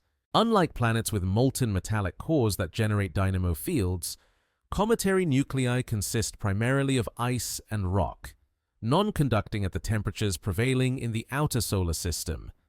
Remnant magnetization could exist if the nucleus contains magnetite or other ferromagnetic minerals. Remnants of the magnetic field present during its formation, but measurements at other comets have found only weak or absent intrinsic fields. The observed magnetism dominated by solar wind draping rather than internal sources. The distinction matters for understanding the sheath's magnetic structure. If fields are purely external, imposed by solar wind interaction, then their geometry and strength depend on current solar wind conditions, varying as the wind's density and velocity fluctuate. If the nucleus contributes intrinsic magnetism, even weak, it could affect field topology near the surface, perhaps explaining some of the observed asymmetries through inhomogeneous magnetization. Only nobody has figured out how to definitively measure cometary intrinsic fields from Earth. The required observations would need to separate the nucleus's contribution from the much stronger draped field, requiring spatial resolution finer than currently achievable for distant objects or spectropolarimetric signatures that depend on near-nucleus field geometry. The measurement remains a goal for future spacecraft missions rather than current remote sensing. The magnetic sheath structure, whatever its detailed configuration, evolves as the comet approaches the Sun. Increasing solar wind dynamic pressure compresses the magnetic cavity, confining it more tightly to the nucleus. Growing ion production from enhanced sublimation increases plasma density, potentially strengthening current systems that modify field topology. The sheath transitions from its current, relatively quiescent state to something more dynamic, perhaps developing structures seen at active comets, bow shocks, ion tails, magnetic field pileup regions. Observers plan observations coordinated with solar wind monitoring spacecraft, hoping to correlate changes in the sheath's magnetic signatures with measured variations in solar wind properties. If the sheath brightens when solar wind density increases, or if polarization patterns shift when interplanetary magnetic field direction changes, these correlations would confirm that external fields dominate the sheath's magnetic structure. The observations require careful timing, telescope availability coinciding with interesting solar wind intervals, data analysis separating genuine correlations from chance alignments. The threading of magnetic fields through the ice-rich sheath represents an intersection of plasma physics and cometry science, charged particles and neutral gas interacting through collisions and electromagnetic forces. The ions orbit field lines, their gyroradii determined by field strength and ion velocity. Neutrals drift across field lines freely, decoupled from electromagnetic influences, but collide with ions frequently enough at the sheath's density that momentum transfer creates partial coupling. The system exists in a regime intermediate between fully ionized magnetized plasma and purely neutral hydrodynamic gas. Understanding this regime requires numerical simulations that follow individual particle trajectories or fluid elements, calculating electromagnetic forces and collision rates self-consistently. The simulations demand substantial computational resources, modeling three-dimensional geometry, time-varying conditions, multiple ion species with different masses and charge states. Research groups run these simulations, compare results against observations, refine their models based on discrepancies. Progress comes incrementally, each simulation iteration incorporating better physics or higher resolution, each comparison with data revealing strengths and limitations. And through it all, the actual magnetic fields continue threading through the actual sheath. Charged particles following their prescribed trajectories, grains aligning or tumbling as forces dictate, the whole structure evolving according to Maxwell's equations and Newton's laws, indifferent to computational models and observational challenges, simply being what physical law requires it to be. Time scales of interstellar wandering stretch beyond easy comprehension.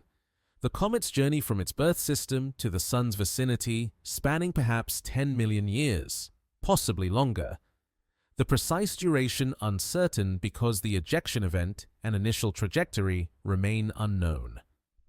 10 million years represents time enough for evolutionary changes to transform Earth's biosphere, for ice ages to cycle, for mountain ranges to rise and erode. Yet, for the comet, this duration meant only slow drift through near-empty space. Gravitational perturbations occasionally altering course, but mostly traveling in nearly straight lines between infrequent stellar encounters. The journey began with ejection from the comet's natal planetary system, some gravitational interaction imparting sufficient velocity to exceed escape velocity. Perhaps a close approach to a giant planet flung it outward, gravitational assist accelerating it beyond the star's gravitational binding. Perhaps multi-body interactions among several planets incrementally increased its orbital energy until one final encounter pushed it across the threshold. Perhaps stellar encounters perturbed its orbit, external stars passing within the system's Oort cloud analog. Stirring cometary orbits, occasionally ejecting bodies into interstellar space, only the mechanism remains unobservable, the event occurring light-years away and millions of years ago, leaving no trace except the comet's current hyperbolic trajectory that backpropagates to origins beyond the solar system. Astronomers calculate that galactic dynamics should eject comets from planetary systems regularly. gravitational interactions inevitable given enough time, producing a population of interstellar comets drifting between stars. The calculation predicts roughly one interstellar comet per cubic astronomical unit in the galaxy's disk, a low density but sufficient that solar system passages should occur every few years. The paucity of detected interstellar objects, only 2 confirmed before 3 I/Atlas, 1 I/Oumuamua and 2 I/Borisov, suggests either that the actual population density falls below theoretical predictions or that detection biases severely limit discovery. Small objects moving on hyperbolic trajectories spend little time near the Sun, remain faint, often escape notice unless surveys happen to observe the right patch of sky at the right time. Improved surveys like the Vera Rubin Observatory should detect more interstellar visitors, testing population models, perhaps revealing them to be common rather than rare. During its millions of years in interstellar space, the comet traversed regions ranging from nearly perfect vacuum to relatively dense molecular clouds. The density variations affected how quickly material accumulated on its surface. In voids between clouds, ambient gas density might measure only 1 atom per cubic centimeter, accretion proceeding at negligible rates. In molecular clouds, densities reach thousands of particles per cubic centimeter, allowing measurable buildup over millennia. The Sheath may record this accretion history in its layered structure, though observations lack resolution to detect individual layers. If the comet passed through multiple molecular clouds during its journey, each passage should have deposited material with composition reflecting that cloud's chemistry. Subsequent passages through low-density regions would have added little material, creating compositional boundaries. The accumulated layers would resemble tree rings, each recording environmental conditions at the time of deposition. Only extracting this history requires spatial resolution far exceeding current capabilities, imaging that could resolve submillimeter structures in the sheath or spectroscopy that could map compositional gradients layer by layer. Such resolution might become possible if the comet approaches closer to the Sun, brightness increasing, angular size growing, enabling higher resolution observations. But whether the sheath survives to closer distances remains uncertain. Increasing solar heating might disperse it entirely before such observations become feasible. The comet's velocity through interstellar space, probably a few kilometers per second relative to the local standard of rest, meant it traversed roughly 30 light-years over 10 million years. This distance could have carried it past several stellar systems, though not necessarily close enough for gravitational influence. The nearest stars to any point in the galaxy typically lie light-years apart, spacing that keeps most interstellar comets in isolation between stellar encounters. Occasionally, one might pass within a few thousand astronomical units of a star, experiencing weak gravitational perturbation that slightly altered trajectory, but nothing as dramatic as ejection or capture. Cosmic ray bombardment during the journey gradually altered the sheath's surface composition, high-energy particles breaking molecular bonds, creating new compounds, implanting atoms from the interstellar medium. The cosmic ray flux in interstellar space exceeds the flux near Earth, unshielded by stellar winds or magnetic fields, causing more extensive radiation damage. Organic molecules synthesized early in the journey might have been destroyed and resynthesized multiple times, only the most radiation-resistant species surviving intact. Models of cosmic ray processing suggest that surfaces exposed to interstellar space for millions of years develop mantles of radiation-processed material several centimeters to meters thick, the exact depth depending on ice composition and cosmic ray flux.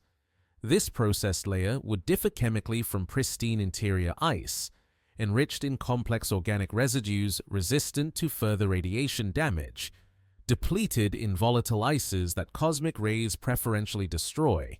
The sheath might consist partly of this processed material, eroded from the nucleus surface by micrometeorite impacts or sublimation, suspended in the surrounding envelope. Only micrometeorite impacts occurred rarely during interstellar transit, the interstellar dust density being extraordinarily low compared to the zodiacal cloud that permeates the inner solar system.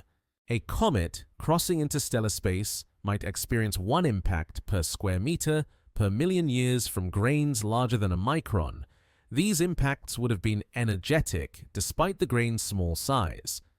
Relative velocities measured in tens of kilometers per second, sufficient to vaporize impact points and excavate small craters. The cumulative effect over millions of years would texture the surface, create regolith-like layers of fragmented ice and dust. The temperature during interstellar transit hovered near 2.7 Kelvin, the cosmic microwave background temperature, barely above absolute zero. At such temperatures, all volatiles remain frozen solid except perhaps helium, which might exist as liquid in the unlikely event the comet contained helium ice. Molecular motion essentially ceased. Reaction rates dropped to negligible levels, only quantum tunneling permitting chemistry to proceed at all.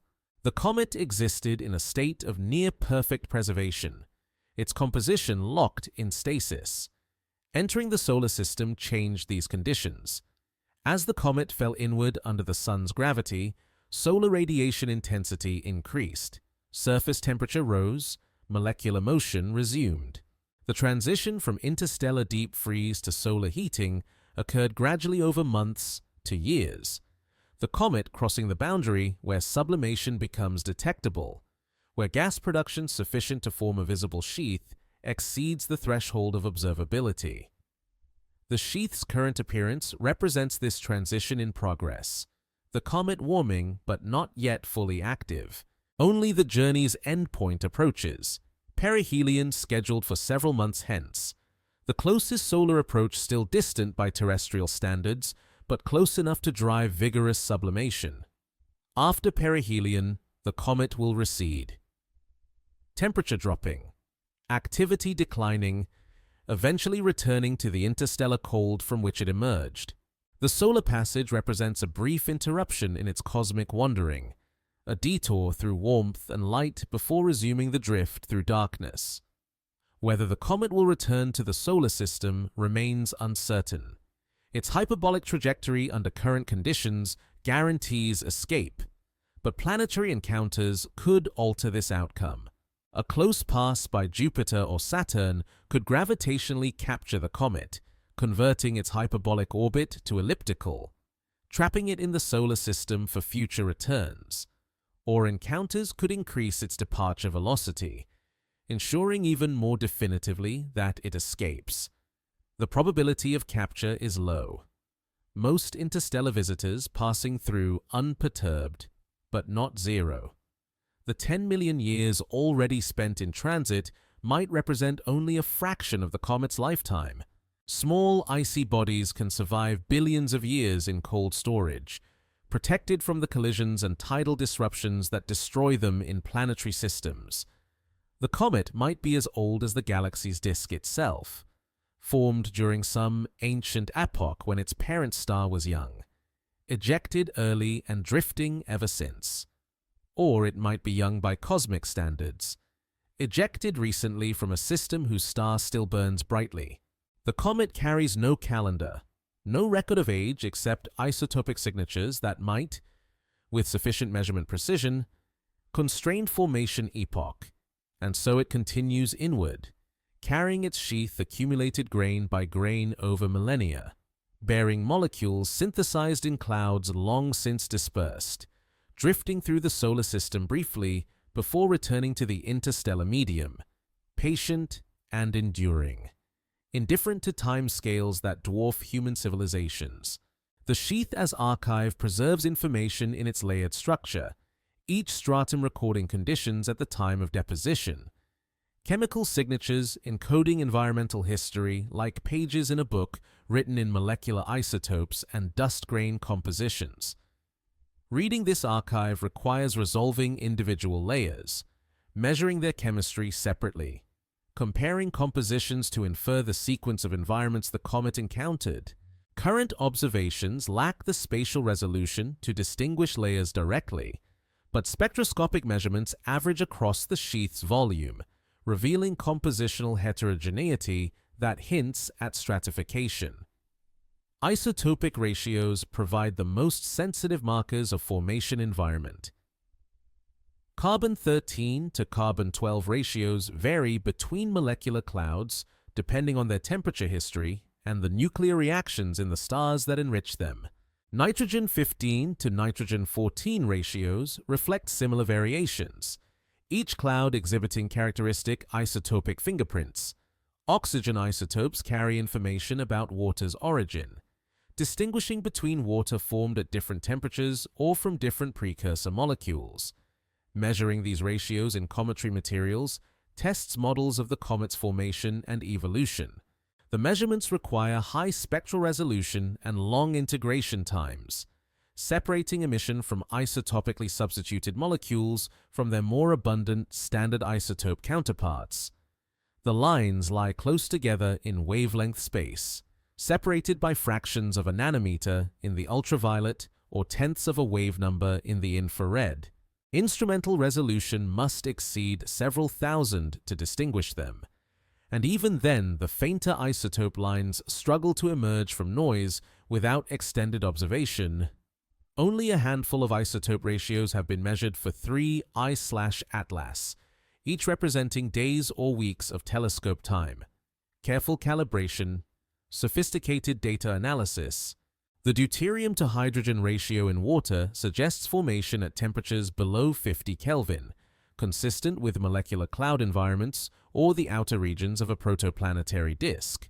The carbon-13 enrichment relative to solar values hints at contributions from asymptotic giant branch stars, late-stage stellar evolution producing carbon-rich outflows that seed molecular clouds. The nitrogen isotopes remain poorly constrained, measurements tentative, error bars overlapping multiple formation scenarios. These isotopic signatures average across all material contributing to the sheath, blending compositions from different layers, different formation epochs, perhaps different molecular clouds encountered during the comet's wandering. The average tells something about the dominant source but obscures variations that might reveal more detailed history. Spatially resolved spectroscopy could map isotopic ratios as functions of position within the sheath, testing whether outer layers differ from inner regions, whether one hemisphere exhibits distinct composition from the other. Such measurements push technological limits. Imaging spectroscopy combines spatial and spectral information, capturing spectra at each point in a two-dimensional field rather than integrating over the whole target. For faint, diffuse objects like cometary sheaths, achieving adequate signal-to-noise in individual spatial pixels requires very large telescopes and long exposures. Observers propose such observations for future facilities, the James Webb Space Telescope.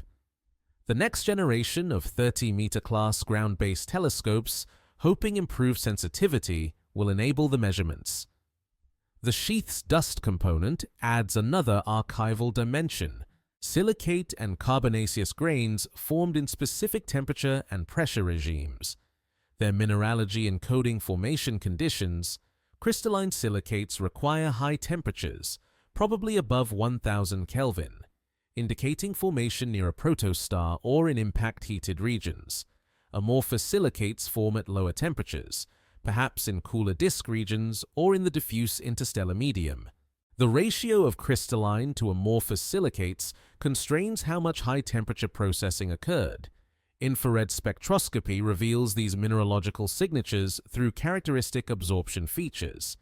Olivine produces a strong feature near 10 micrometers, pyroxene near 11 micrometers, crystalline water ice near 3 micrometers. The shapes and positions of these features provide diagnostic information about mineral composition and crystal structure.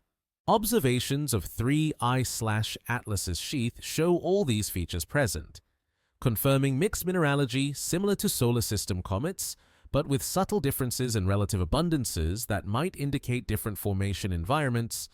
only the interpretation remains ambiguous. Do compositional differences between 3I/Atlas and solar system comets reflect formation around a different star with different nebular chemistry, or simply formation at different locations within a similar disk, or stochastic variations that occur even within single systems? The sample size, a few well-studied interstellar objects compared to dozens of characterized solar system comets, doesn't yet permit confident generalization about whether interstellar and solar system populations differ systematically. Organic molecules in the sheath constitute perhaps the most complex archive component. The variety of detected organics, polycyclic aromatics, nitriles, aldehydes, alcohols, each formed through specific reaction pathways under specific conditions.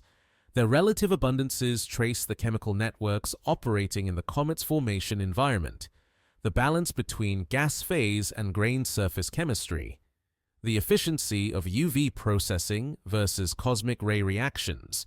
Disentangling these influences requires comparing observed abundances against chemical models that simulate molecule formation in different environments.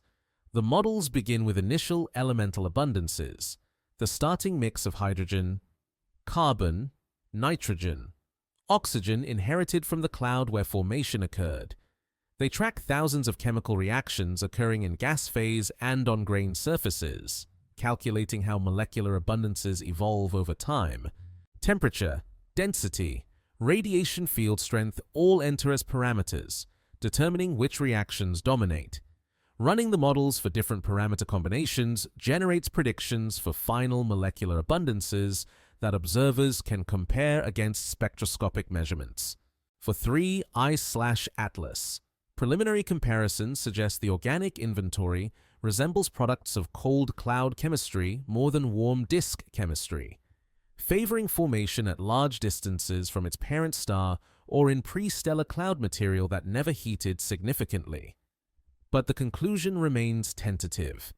The observed organic inventory incomplete. Many species undetected due to instrumental limitations. Some molecules critical for discriminating formation environments lack spectral signatures in observable wavelengths. Others exist but fall below detection thresholds given the sheath's faintness. The organic archive also records radiation history. Molecules exposed to UV radiation or cosmic rays undergo photodissociation and radiolysis, breaking apart or rearranging into daughter species. The daughter-to-parent ratios indicate cumulative radiation exposure. Constraining how long material spent in radiation environments, high ratios suggest extensive processing, either during prolonged exposure in the diffuse interstellar medium or in regions close to bright stars. Low ratios indicate recent formation or effective shielding from radiation. Only radiation processing continues during the current solar approach, modifying the archive even as observations attempt to read it. Each day of solar illumination photodissociates more parent molecules, creates more daughters, shifts the ratios observers measure. The sheath's composition represents not a static record, but an actively evolving system. Present conditions overwriting historical signatures. Observers analyzing spectroscopic data must account for this ongoing modification. Attempting to extrapolate backward to reconstruct pre-solar compositions from current measurements. Dust grain surfaces provide particularly stable archival media. Molecules frozen onto grain surfaces in cold clouds can survive for millions of years, protected from gas phase reactions and partially shielded from radiation by overlying ice layers, when grains enter warmer environments. Surface ices sublime, releasing molecules preserved since initial condensation. The released molecules carry isotopic and molecular signatures from their formation epoch, relatively unmodified by subsequent processing.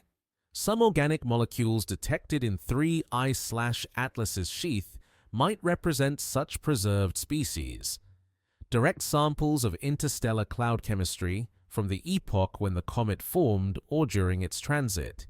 Distinguishing preserved molecules from those synthesized recently during solar heating requires careful analysis of spatial distributions and temporal variations. Preserved species should appear uniformly distributed, their abundances stable over time. Recently, synthesized species should correlate with current activity, varying as sublimation rates change. The sheath's stratification might reflect multiple episodes of activity interspersed with dormancy. Each time the comet approached another star during its wandering, solar heating from that star would have triggered sublimation, releasing volatiles, modifying surface composition. Subsequent retreat into interstellar cold would have quenched activity, locked in a new compositional state.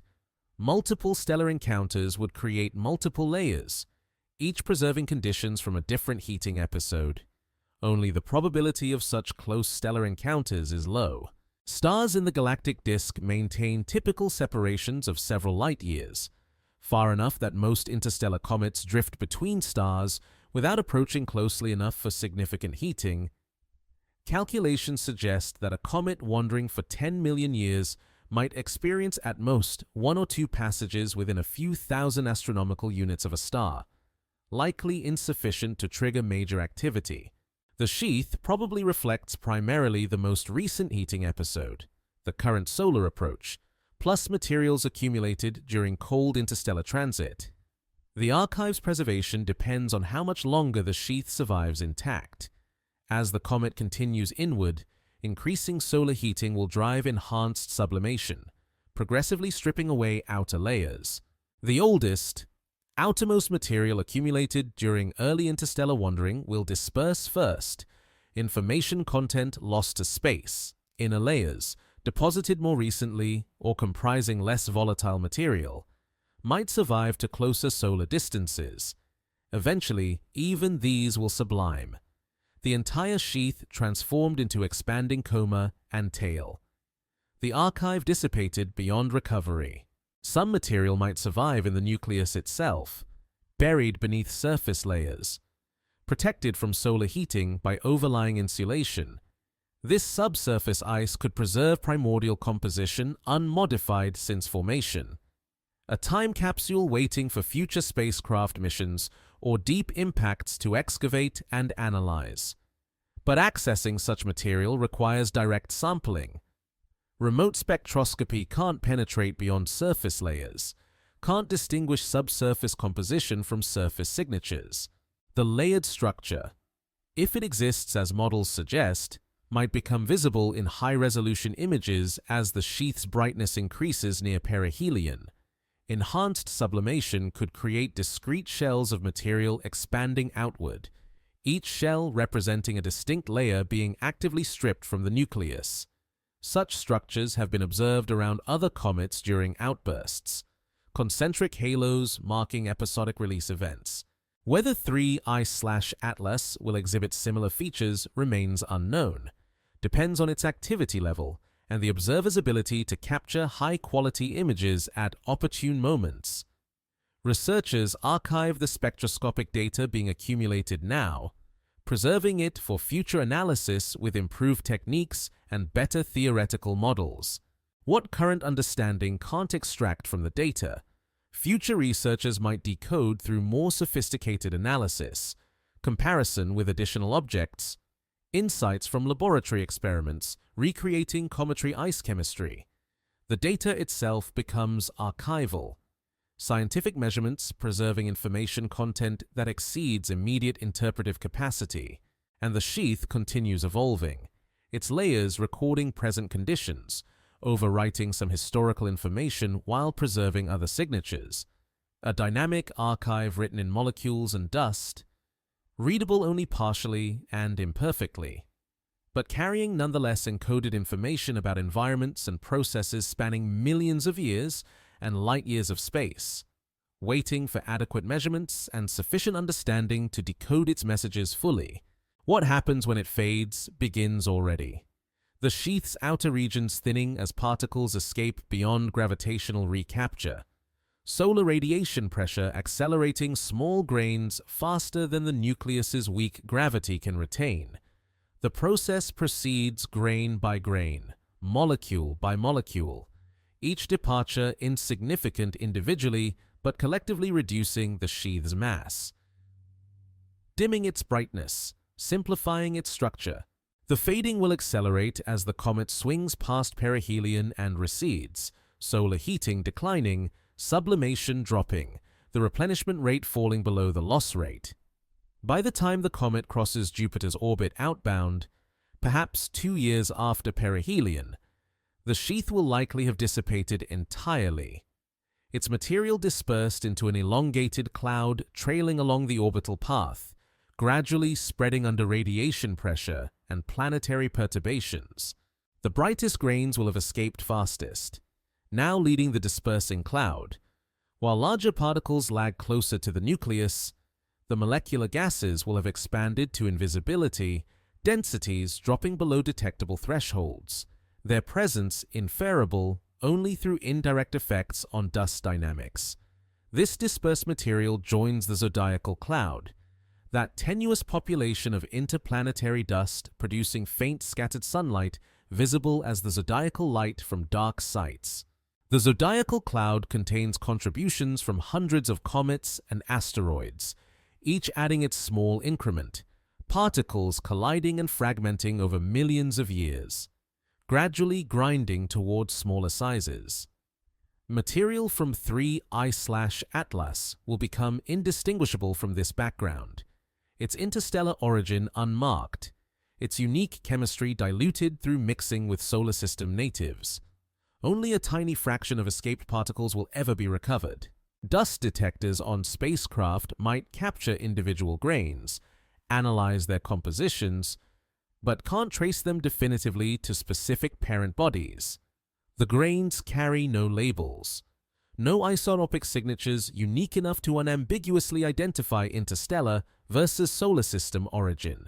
Some grains entering Earth's atmosphere as meteors might originate from 3I/Atlas's dispersed sheath, their brief incandescence marking the final transformation of interstellar ice into atmospheric plasma. But the connection would remain speculative. The nucleus itself will survive the sheath's loss, diminished in mass by whatever volatile sublimed but structurally intact if it resembles typical cometary nuclei. Estimates suggest the sheath currently contains perhaps 1% of the nucleus's mass, material accumulated during interstellar transit or released from subsurface reservoirs. Losing this mass won't significantly affect the nucleus's trajectory or rotation. The gravitational change is negligible compared to non-gravitational forces from asymmetric outgassing. As activity declines beyond Jupiter's orbit, the nucleus will return to dormancy, surface temperature dropping below sublimation thresholds, gas production ceasing. The surface will cool to near the ambient radiation temperature, perhaps 40 Kelvin at 10 astronomical units, 30 Kelvin at 20 astronomical units, approaching cosmic microwave background temperature in the outer reaches. Frost might condense on the surface if residual gas remains, or the surface might simply freeze dry. Water vapor depositing where local cold traps exist. The post-perihelion nucleus will differ from the pre-approach nucleus in subtle ways. Solar heating will have eroded the surface, removed perhaps meters of material from active regions, less from inactive areas mantled by dust. The erosion creates topography, pits where jets excavated ice, smooth plains where uniform sublimation occurred, cliffs at boundaries between ice-rich and ice-poor regions. Future observers, should the comet return unexpectedly or encounter spacecraft, might detect these features through detailed imaging. Compositional changes will accompany physical erosion. Supervolatiles like carbon monoxide and methane, more easily sublimed than water ice, will deplete preferentially from surface and near-surface layers.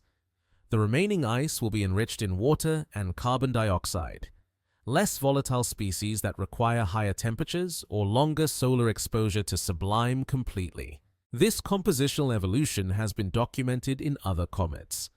Surface spectra changing systematically over multiple apparitions as successive layers erode and deeper material becomes exposed. Only the time frame for complete dispersal extends far beyond the sheath's lifetime. While the sheath will fade within years, the nucleus could survive millions of additional years, gradually subliming each time it passes another star in its interstellar wandering. Each stellar encounter removes another layer, reduces the nucleus by increments, but total dispersal requires accumulated heating equivalent to many stellar passages or one very close approach that catastrophically disrupts the structure. The probability of such destructive encounters is low but non-zero. Comets occasionally pass close enough to stars that tidal forces exceed structural strength, fragmenting nuclei into multiple pieces that separate and eventually disperse individually. The Roche limit, the distance where tidal forces overcome self-gravity for icy bodies around Sun-like stars, measures roughly 100,000 kilometers, about twice the stellar radius. An interstellar comet passing that close would fragment dramatically, perhaps completely destroyed in a single passage, more likely. 3 I/Atlas will wander indefinitely, making occasional distant passages by stars, slowly eroding but never encountering conditions extreme enough for rapid destruction. Over tens or hundreds of millions of years, accumulated sublimation losses might reduce the nucleus to a small remnant fraction of its current mass, but complete dispersal would require timescales approaching the galaxy's age. The comet's fate is gradual diminishment rather than catastrophic destruction. The lost material, the dispersed sheath, the sublimed volatiles, the eroded surface layers, will mix into the interstellar medium, contributing molecules and dust to the reservoir from which future stars and planets form. The material originated in some ancient stellar system, spent millions of years wandering, briefly visited the solar system, then returned to interstellar space to continue cycling through galactic ecosystems. The atoms composing it might eventually incorporate into new planetary systems, perhaps new comets, the cycle continuing indefinitely. Some molecules will survive this recycling intact, particularly stable species resistant to radiation and chemical processing. Water molecules, for instance, can persist through multiple cycles of cloud collapse and dispersal, their oxygen and hydrogen atoms remaining bonded through varied environments. Other molecules will fragment, their constituent atoms recombining into different species, molecular identity lost but elemental content preserved. The dust grains will endure longer than molecules, silicates and carbonaceous particles surviving until collisional grinding reduces them to ever smaller fragments. The smallest grains, nanometer-scale particles, might persist for billions of years, drifting through interstellar space, occasionally incorporating into molecular clouds, serving as condensation nuclei for new ice mantles. These grains carry the longest memories, each particle potentially recording formation in some stellar system long gone. Preservation through multiple cycles of galactic evolution, only from human perspectives. The dispersal represents loss of scientific information. Once the sheath dissipates, opportunities to study this particular configuration of interstellar material end. Observations made during the current apparition constitute the only data that will ever exist for 3 I/Atlas's sheath. Measurements preserved in archives, but the physical object irretrievably transformed. The pressure to observe thoroughly, extract maximum information while the opportunity exists, motivates the intensive observational campaigns currently underway. The fading happens regardless, proceeding according to physical law. Sublimation and radiation pressure and gravitational dynamics operating without concern for scientific priorities. Observers work within the constraints these processes impose, capturing what data they can before the sheath disperses beyond detection. Some information will be retrieved, some questions answered, many mysteries left unresolved through insufficient data or inadequate instrumental capabilities, and eventually, years hence, the comet will recede beyond even the most sensitive telescope's reach, the sheath long dispersed, the nucleus too distant and dim to detect. the whole system returning to the obscurity from which it briefly emerged. The observational window closes. The data analysis continues using archived measurements. The comet continues its journey, diminished but surviving, heading back into interstellar darkness where it will drift unseen, unobserved, for millions of years until perhaps another stellar encounter briefly illuminates it again, witnessed by whatever civilizations exist then, if any do, other comets. Other sheaths populate astronomical archives, their presence now apparent in retrospect as researchers re-examine old observations with new awareness that such structures might exist. The archives contain decades of cometary imaging and spectroscopy, most analyzed for traditional coma and tail features, structural details like sheaths overlooked or dismissed as instrumental artifacts or background noise, armed with knowledge that 3I/Atlas exhibits a persistent sheath. Researchers revisit these archives, searching for similar signatures in other objects. Several candidates emerge from the archival search. A long-period comet observed 3 years prior shows extended emission beyond its resolved coma, asymmetric brightness distribution that might indicate a sheath-like structure.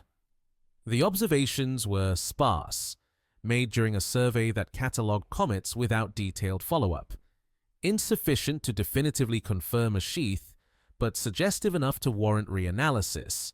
Another object, a centaur orbiting between Jupiter and Neptune, exhibited faint scattered light during occultation measurements that might indicate surrounding material, though alternative explanations involving debris rings or transient outgassing remain plausible. The difficulty lies in distinguishing sheaths from ordinary cometary comae. Active comets develop extensive gas and dust envelopes through sublimation, halos that superficially resemble sheaths but differ in origin and structure. Comae form continuously as solar heating drives sublimation, their properties varying predictably with solar distance and nucleus rotation. Sheaths, as observed around 3I/Atlas, appear more persistent, less variable, seemingly maintained by mechanisms beyond simple sublimation. Only the distinction might be semantic rather than physical. Different terms describing similar structures arising from similar processes under slightly different conditions. What observers call a coma around active comets might transition continuously into sheath-like structures around dormant objects. The boundary between categories artificial rather than natural. Researchers debate whether to introduce new terminology or extend existing terms, whether sheath designates genuinely distinct phenomenon or merely describes comae in unusual circumstances. The archival candidates remain ambiguous pending better observations. Most were observed during single observing runs, days or weeks of data, insufficient to track temporal evolution or rule out transient phenomena.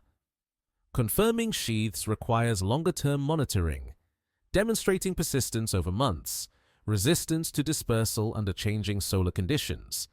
Such monitoring demands dedicated observing campaigns, telescope time allocated specifically to tracking candidate objects. Resources currently focused on 3I/Atlas while it remains observable.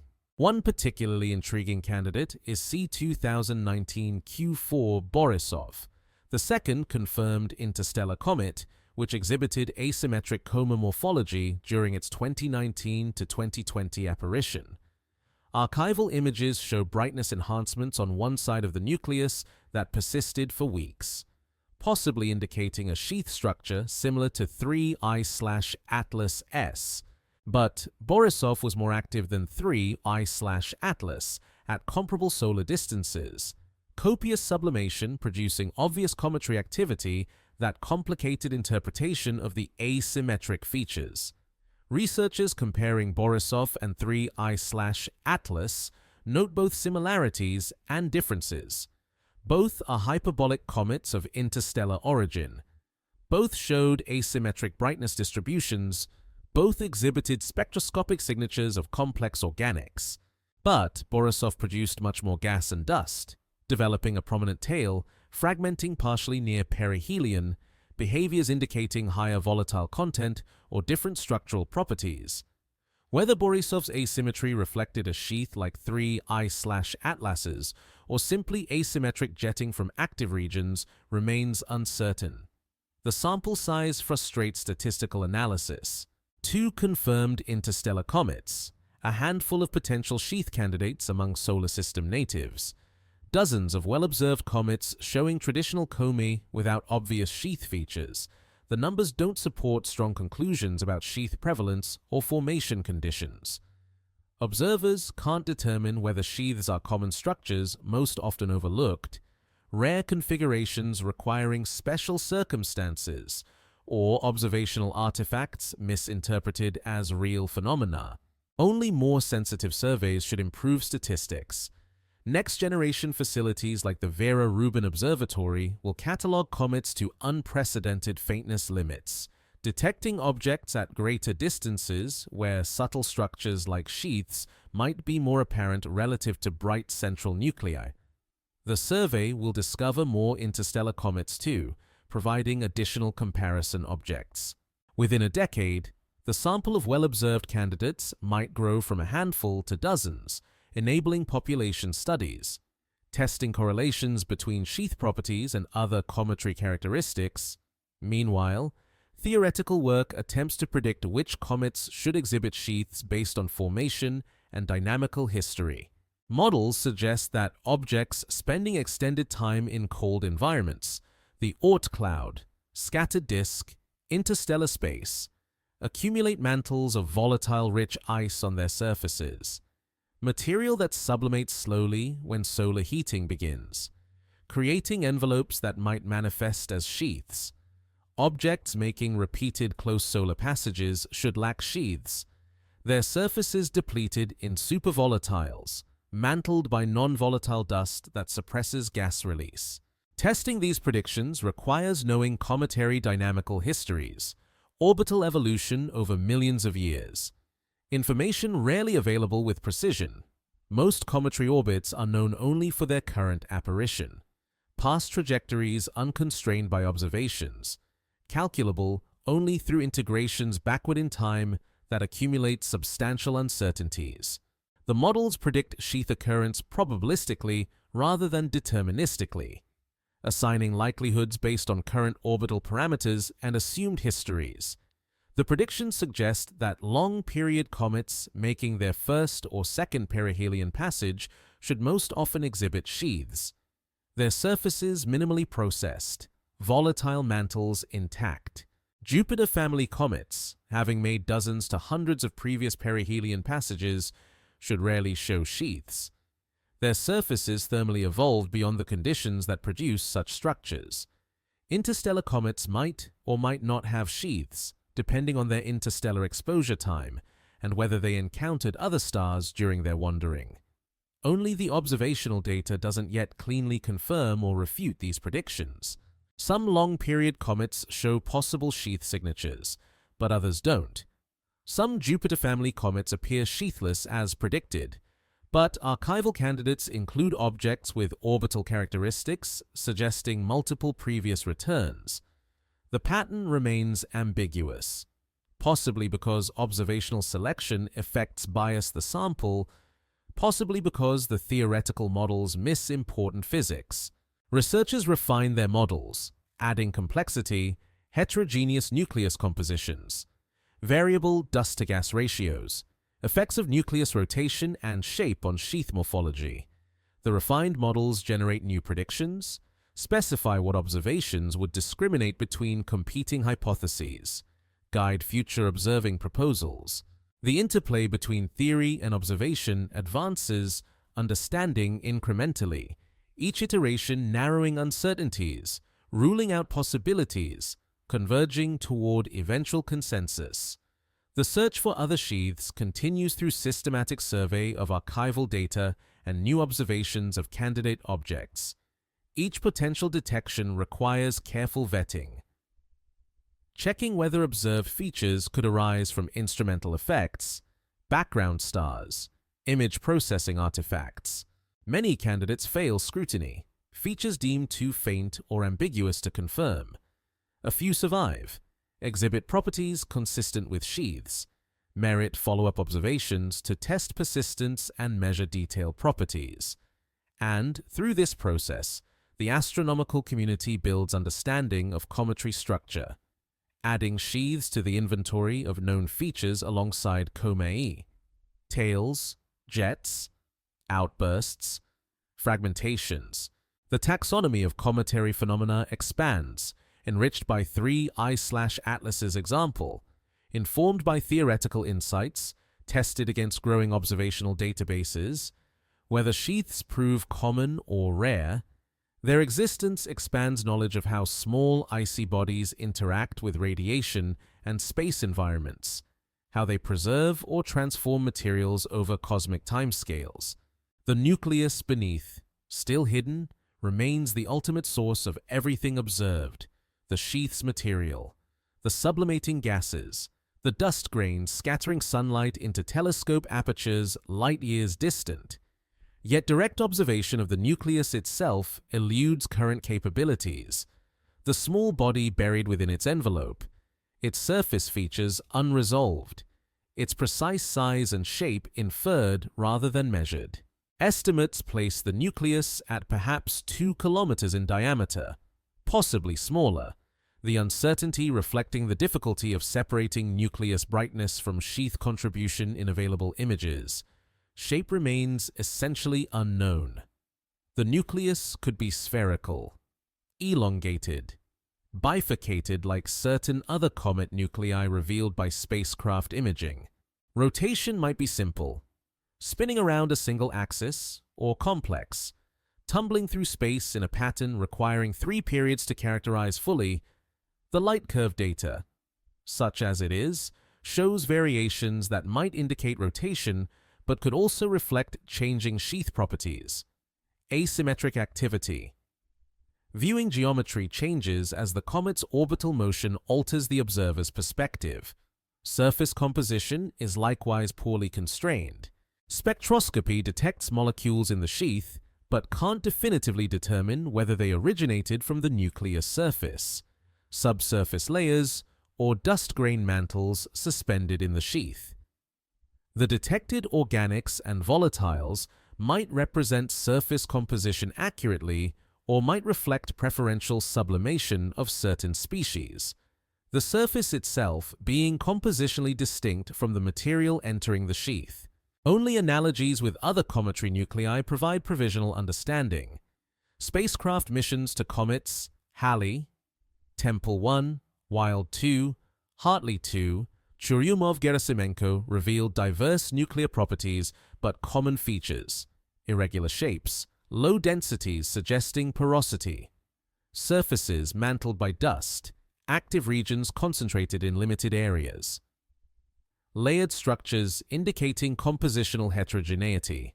If 3I/Atlas's nucleus resembles these objects, it probably exhibits similar characteristics, adapted perhaps to interstellar exposure history and formation in a different stellar system. The nucleus's density affects its internal structure and mechanical strength. Low densities, typical of cometary nuclei at around 500 kilograms per cubic meter, indicate high porosity, void spaces occupying substantial volume. Such porous structures arise naturally when small planetesimals accrete at low velocities, sticking together without compressing significantly. The resulting rubble pile contains voids between fragments, pathways where sublimating gas can escape without building pressure that might fracture the structure. Albedo, the fraction of incident light the surface reflects, determines how much solar energy heats the nucleus versus reflects back to space. Cometary nuclei typically exhibit very low albedos, reflecting only 3 to 6% of incident light, absorbing the rest as heat.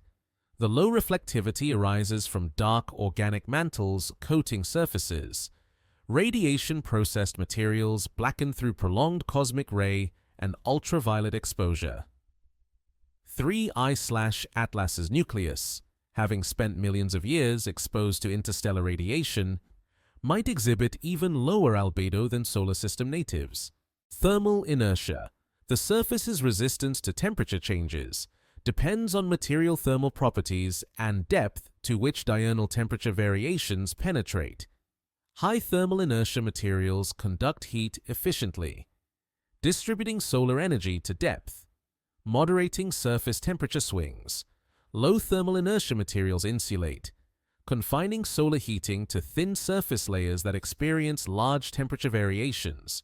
Cometary nuclei generally exhibit low thermal inertia, suggesting surfaces covered by porous, loosely consolidated material rather than solid ice or rock.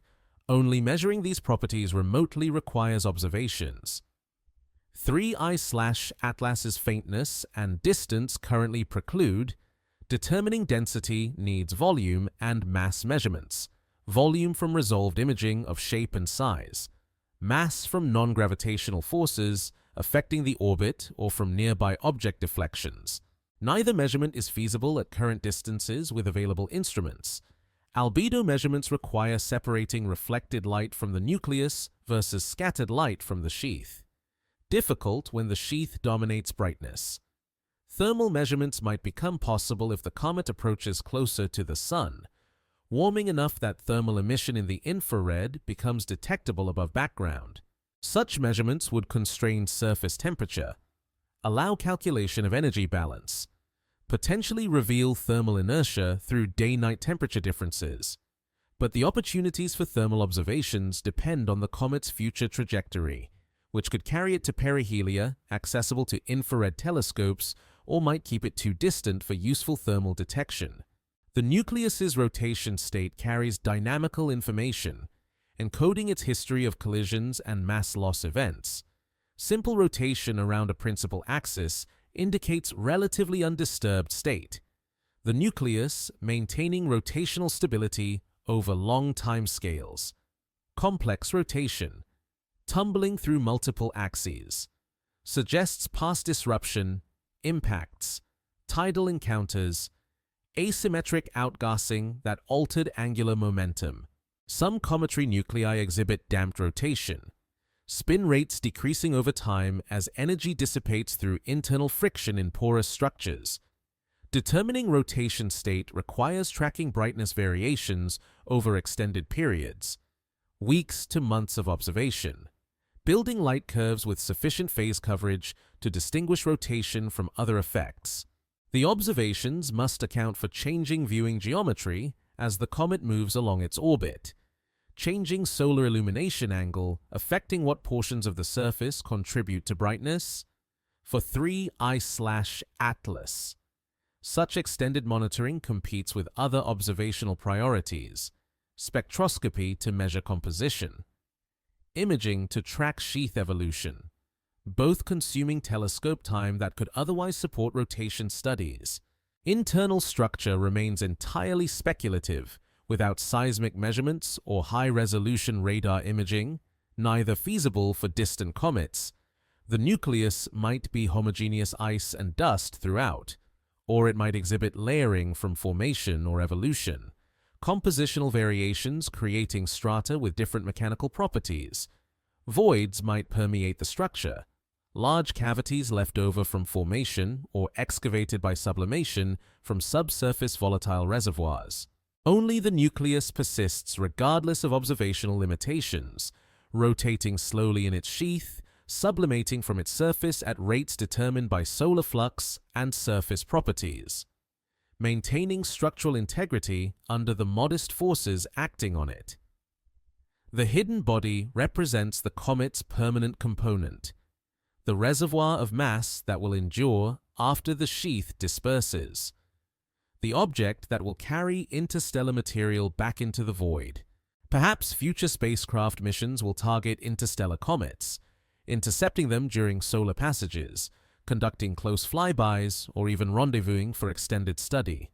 Such missions require extraordinary precision in trajectory planning. The launch window narrow, the intercept velocity high given the comet's hyperbolic orbit, but the scientific payoff would be immense. Direct imaging of interstellar nuclear surfaces, in situ measurements of composition and structure, ground truth for models constructed from remote observations. Until such missions materialize, if they ever do, the nucleus remains hidden, known only through indirect inference, its properties constrained by analogy and modeling rather than direct measurement. The sheath provides partial access, molecules and dust released from the surface carrying information about nuclear composition. But the nucleus itself, the 2-kilometer body at the center of all this structure, stays invisible beneath its envelope, mysterious and unreachable, spinning slowly through space. Silence returns to the outer dark as 3I/Atlas recedes from perihelion, the comet's trajectory carrying it back toward the solar system's edge and eventually beyond, into the interstellar medium from which it emerged. The sheath, thinned by dispersal and no longer replenished as sublimation declines, fades to invisibility, its material scattered along the comet's path, joining the sparse population of interplanetary dust. The nucleus continues outward, cooling steadily, surface temperature dropping toward cosmic microwave background levels, activity ceasing entirely beyond the frost line where water ice remains stable against sublimation. Observers track the comet as long as brightness permits, weeks extending into months, telescopes struggling to detect the fading object against background stars. Each observation might be the last before the comet drops below detection threshold, motivating careful processing to extract maximum information from limited photons. Eventually, even the largest telescopes lose the signal. The comet's reflected light too faint to distinguish from noise, its thermal emission negligible at the low temperatures prevailing in the outer solar system. The final detection occurs perhaps 3 years after perihelion, the comet perhaps 15 astronomical units from the Sun, dimmed to magnitude 23 or fainter, visible only in long exposures from dark sites during favorable conditions. Astronomers note the final position, calculate the trajectory's precision, archive the last measurements. Then the comet disappears from human awareness, too faint to follow. Its future path calculable from orbital elements, but unobservable in practice. Only the comet itself continues regardless, unaware of its transition from observed to unobservable, unchanged by the absence of telescopes tracking its motion. It crosses Neptune's orbit outbound, enters the scattered disk where distant icy bodies orbit in the planetary system's outer reaches, eventually passes beyond even the scattered disk into the region where the Sun's gravity weakens toward interstellar values. The journey outward proceeds inexorably, gravity pulling it away from the Sun, the hyperbolic orbit guaranteeing escape barring improbable planetary encounters. Decades pass. The comet crosses 100 astronomical units, enters the inner edge of the hypothetical Oort cloud, that spherical shell of comets surrounding the solar system at distances where stellar perturbations compete with solar gravity. But 3I/Atlas doesn't belong to this cloud, isn't bound to the Sun, its trajectory taking it through and beyond. A visitor passing through rather than a resident. Perhaps it perturbs some Oort cloud member's orbit slightly, gravitational interaction altering both trajectories minutely. But the effect is trivial, unmeasurable, lost in the vast separations typical of the outer solar system. Centuries accumulate. The comet crosses 1,000 astronomical units, then 10,000, the Sun dimming from star to bright point to merely another star among many. Solar radiation weakens below levels that drive significant heating. The comet's surface reaching thermal equilibrium with cosmic microwave background, temperatures hovering near 3 Kelvin.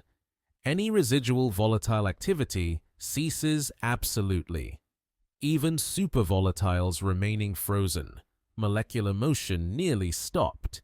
The interstellar medium's density increases gradually as the comet leaves the solar wind's bubble, crossing the heliopause where solar wind pressure balances interstellar gas pressure.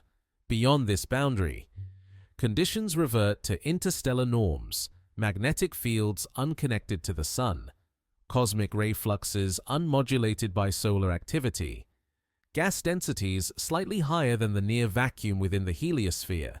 The comet begins accumulating new surface mantles, interstellar atoms and molecules striking its surface, adhering through weak electrostatic forces, building layers molecule by molecule. Only this accumulation proceeds incredibly slowly at the low densities prevailing in typical interstellar medium. A centimeter of ice might require 1,000,000 years to deposit at densities of 1 particle per cubic centimeter and relative velocities of kilometers per second. The timescales extend beyond easy comprehension. The process essentially static from human perspectives, detectable only through integration over cosmic durations. Millennia become millions of years. The comet travels light years from the Sun, the solar system itself moving through the galaxy at different velocity, the relative positions changing continuously. The comet might pass relatively close to other stars during this wandering, perhaps approaching within a parsec of stellar systems, experiencing weak gravitational perturbations that slightly alter its trajectory. But close approaches within those systems' planetary regions remain improbable. The vast spaces between stars ensuring most interstellar comets pass by without significant interaction. Perhaps the comet eventually encounters another stellar system closely enough to be captured. Gravitational interactions with giant planets decelerating it below escape velocity, converting its hyperbolic orbit to elliptical, trapping it in a new Oort cloud analog. Or perhaps it continues wandering indefinitely, traveling through the galaxy for billions of years, occasionally passing through molecular clouds, rarely approaching stars, gradually eroding through cosmic ray sputtering, but never encountering conditions that cause rapid dispersal. The comet carries no memory of its solar passage, no record that would distinguish its brief interaction with the Sun from any other stellar encounter in its long history. The molecules it accumulated during solar approach sublime away as it recedes, replaced by molecules from the current interstellar environment. The isotopic signatures gradually homogenize toward local values as radiation processing and new accretion modify surface composition. Within some time scale, millions of years perhaps, the solar visit becomes undetectable. The comet indistinguishable from objects that never entered the solar system. Only in human records does the encounter persist, observations archived in databases, papers published in journals, data preserved for future analysis. This archival persistence outlasts the physical traces, measurements remaining accessible long after the comet itself has reverted to anonymity. Future astronomers might retrieve these records, reanalyze spectra with improved techniques, extract information that current methods can't access, building understanding across generations of scientists.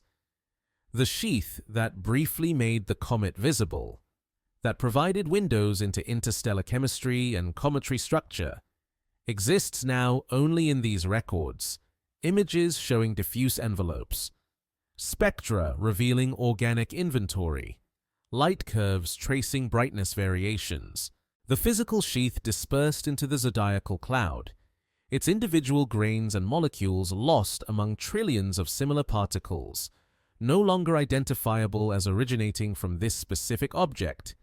But the data persists, encoding that vanished structure in measurements and metadata. And far beyond human ken, the comet continues its silent journey. A small icy body 2 kilometers across, spinning slowly, carrying ice that might be older than Earth. Isotopic signatures from nucleosynthesis in stars that exploded before the Sun formed. Organic molecules assembled in clouds long since dispersed. It will wander through darkness for eons, perhaps eventually forming part of another planetary system, contributing its molecules to new oceans and atmospheres, or perhaps simply eroding gradually until nothing remains but dust. The silence is absolute. No atmosphere carries sound. No observer watches. The comet exists in isolation, its temperature barely distinguishable from the vacuum around it. moving at velocities that close stellar distances across millennia. Time loses meaning in such contexts. A million years passes identically to a single year, both just duration without events, without change significant enough to mark temporal progression. Only the galaxy turns slowly. Stars orbiting the galactic center, molecular clouds forming and dispersing, stellar populations evolving through generations of birth and death. The comet participates in this evolution passively, one small component in vast cycles of matter, contributing insignificantly to any larger process, drifting through spaces between structures, occasionally intersecting denser regions, mostly traversing voids. The trajectory curves slightly under galactic gravitational gradients. The comet's path not straight, but gently arcing. Following geodesics through the galaxy's mass distribution, the curvature is subtle, detectable only over distances of hundreds of light-years, timescales of tens of millions of years. The comet possesses no awareness of this curving, follows its path as naturally as water flows downhill. Gravity dictating motion without requiring comprehension or intention. Perhaps in some distant future, billions of years hence, the comet will still exist, diminished but surviving. Having wandered through substantial fractions of the galaxy's volume, by then the Sun will have evolved off the main sequence, expanded into a red giant, consumed the inner planets, dispersed its outer layers. The solar system as it existed during 3 I/Atlas's passage will be unrecognizable, transformed beyond connection to its current state. But the comet might persist, outlasting the star it briefly visited, continuing in the darkness. Or perhaps not. Perhaps some earlier encounter will disrupt it. Stellar tidal forces fragmenting the nucleus, scattering its mass. Perhaps collisions with other interstellar bodies will erode it below sustainable size. Perhaps it will be captured by a system with a particularly bright star. Solar heating driving such vigorous sublimation that the nucleus disperses completely over multiple perihelion passages. The comet's ultimate fate remains unknowable, determined by probabilistic encounters not yet occurred. Only the present moment exists with certainty. The comet receding from the Sun, cooling, fading, returning to the cold and darkness. The sheath that briefly surrounded it has dispersed. The observations that captured its structure have concluded. The scientific papers describing it move through peer review toward publication. The data sits archived, preserved against future need. And the comet itself continues outward, indifferent to all of it, following gravity's prescription, existing without purpose or meaning beyond physical fact. The stars turn overhead in patterns that would be unfamiliar from Earth, the comet's changing position through the galaxy, altering which stars appear bright, which constellations dominate the view. But there is no one to observe these patterns, no eyes to register how the galaxy looks from this particular location at this particular time.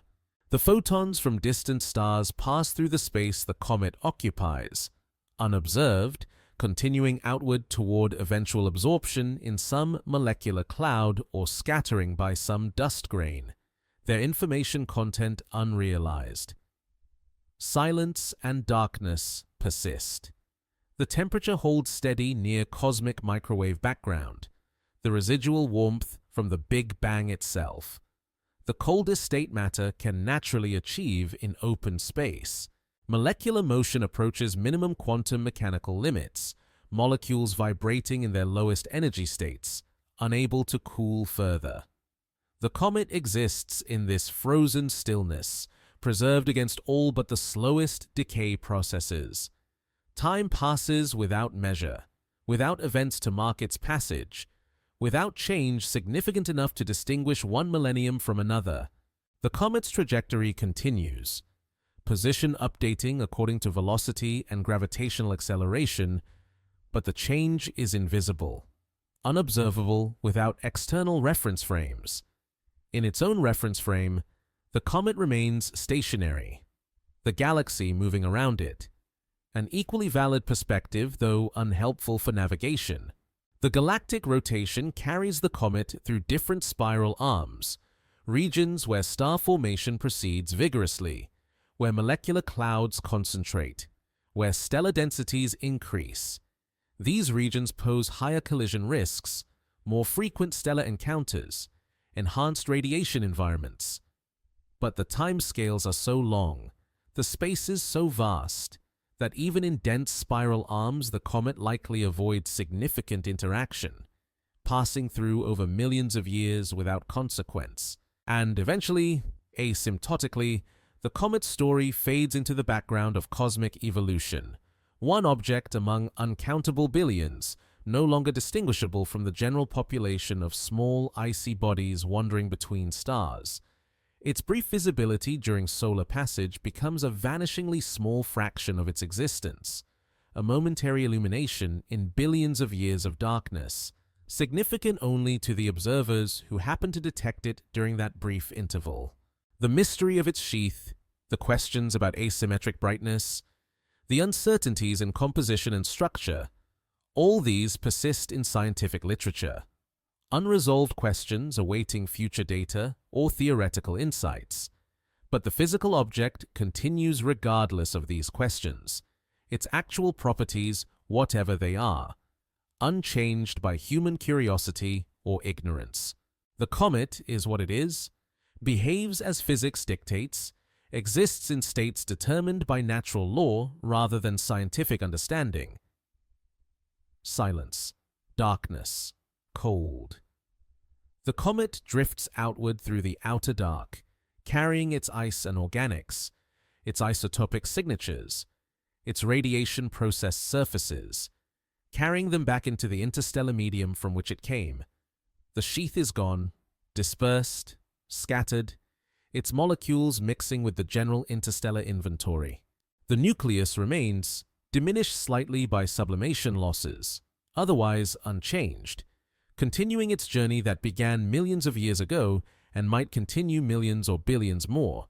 And in that darkness, in that silence, in that cold, approaching absolute zero, the comet persists, neither alive nor dead, neither purposeful nor random, simply existing, simply following the trajectories gravity prescribes, simply being what physical law permits a 2-kilometer ice ball to be when far from stars, when temperature approaches cosmic minimum, when time stretches toward infinity and nothing changes, nothing happens.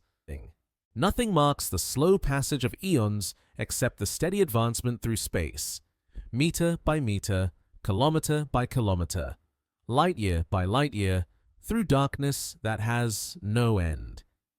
The stars thin gradually as perspective shifts outward, following the comet's trajectory into regions where stellar density decreases, where the galactic disk gives way to halo, where even distant stars fade to faint points requiring dark adaptation to perceive. The comet continues through these regions, velocity unchanging, direction nearly constant, the path stretching ahead through emptiness that extends farther than light can travel in millions of years. Temperature holds steady, unchangeable. The cosmic microwave background provides a minimum thermal floor that nothing in open space can fall below. Radiation left over from the universe's origin still permeating all of space, still exerting subtle warming that prevents absolute zero. The comet rests at this minimum, its molecules in their ground states, rotational and vibrational motion reduced to quantum mechanical minimums, everything still, everything quiet. Nothing disturbs this stillness. No solar wind reaches these distances, no planetary magnetospheres deflect charged particles, no gravitational tides stress the nucleus. The comet exists in isolation approaching perfection, separated from all significant interactions, drifting through vacuum where particle density drops to fractions of atoms per cubic meter, where encounters between molecules occur over distances measured in kilometers, where silence is not merely absence of sound, but absence of interaction, absence of change, absence of anything happening. Time dilates subjectively to infinity. Without change, without events, without processes occurring at rates that mark temporal progression, time becomes meaningless. A billion years might pass and the comet would remain essentially unchanged, indistinguishable from its current state, frozen in configuration that persists because nothing acts to alter it. The distinction between past and future blurs. Both directions equally empty, equally unchanging. The darkness is complete, broken only by starlight so faint that photons arrive individually, separated by seconds or minutes, each photon a discrete event in otherwise unbroken stillness. The comet absorbs these photons occasionally, their energy too small to measurably warm the surface, too infrequent to drive any chemistry, their only effect being infinitesimal momentum transfer, pressure that over billions of years might alter trajectory by distances smaller than the nucleus itself. And here, in this darkness, in this silence, in this cold and stillness and emptiness, the comet achieves a kind of peace, not conscious peace, not satisfaction or contentment, but the peace of things that simply exist without struggle, without effort, without resistance to anything because there is nothing to resist. It drifts in equilibrium with its environment, temperature matched, velocity steady, rotation unchanging, a stable state that could persist indefinitely. The journey continues but becomes indistinguishable from rest. Motion and stillness merge when there are no reference points, when velocity has no meaning without something to measure against. The comet moves and doesn't move simultaneously, traveling vast distances while remaining eternally in place, both descriptions equally valid, equally meaningless, slowly, imperceptibly. Even thought about the comet fades, the last scientific papers published, the archives rarely accessed, the observations superseded by newer data from other objects, the attention moving on to fresh mysteries. Recent discoveries, current questions. The comet persists in these archives, digitally preserved, but the awareness of it dims, the interest wanes, the significance fades into the general background of astronomical knowledge, and in the darkness, in the silence, in the cold that cannot deepen, the comet continues its patient drift through spaces between stars, carrying ice from another system, molecules from ancient clouds, atoms forged in stellar cores billions of years ago, carrying all of this forward through time and space toward no destination, toward nothing in particular, toward wherever gravity eventually guides it. Through darkness, through silence, through the long, slow, patient rest of things that exist beyond awareness, beyond purpose, beyond everything except the simple fact of existence itself, the sheath is gone, the observations complete, the mystery archived, the comet drifts, the darkness holds, the silence deepens, and everything settles into the timeless stillness of the outer dark, where nothing changes, where nothing happens, where the comet will drift for ages beyond counting, patient and enduring, frozen and still, existing in the quiet spaces between stars, wrapped now not in ice and molecules, but in darkness and time and the vast, gentle peace of cosmic rest. Sleep well.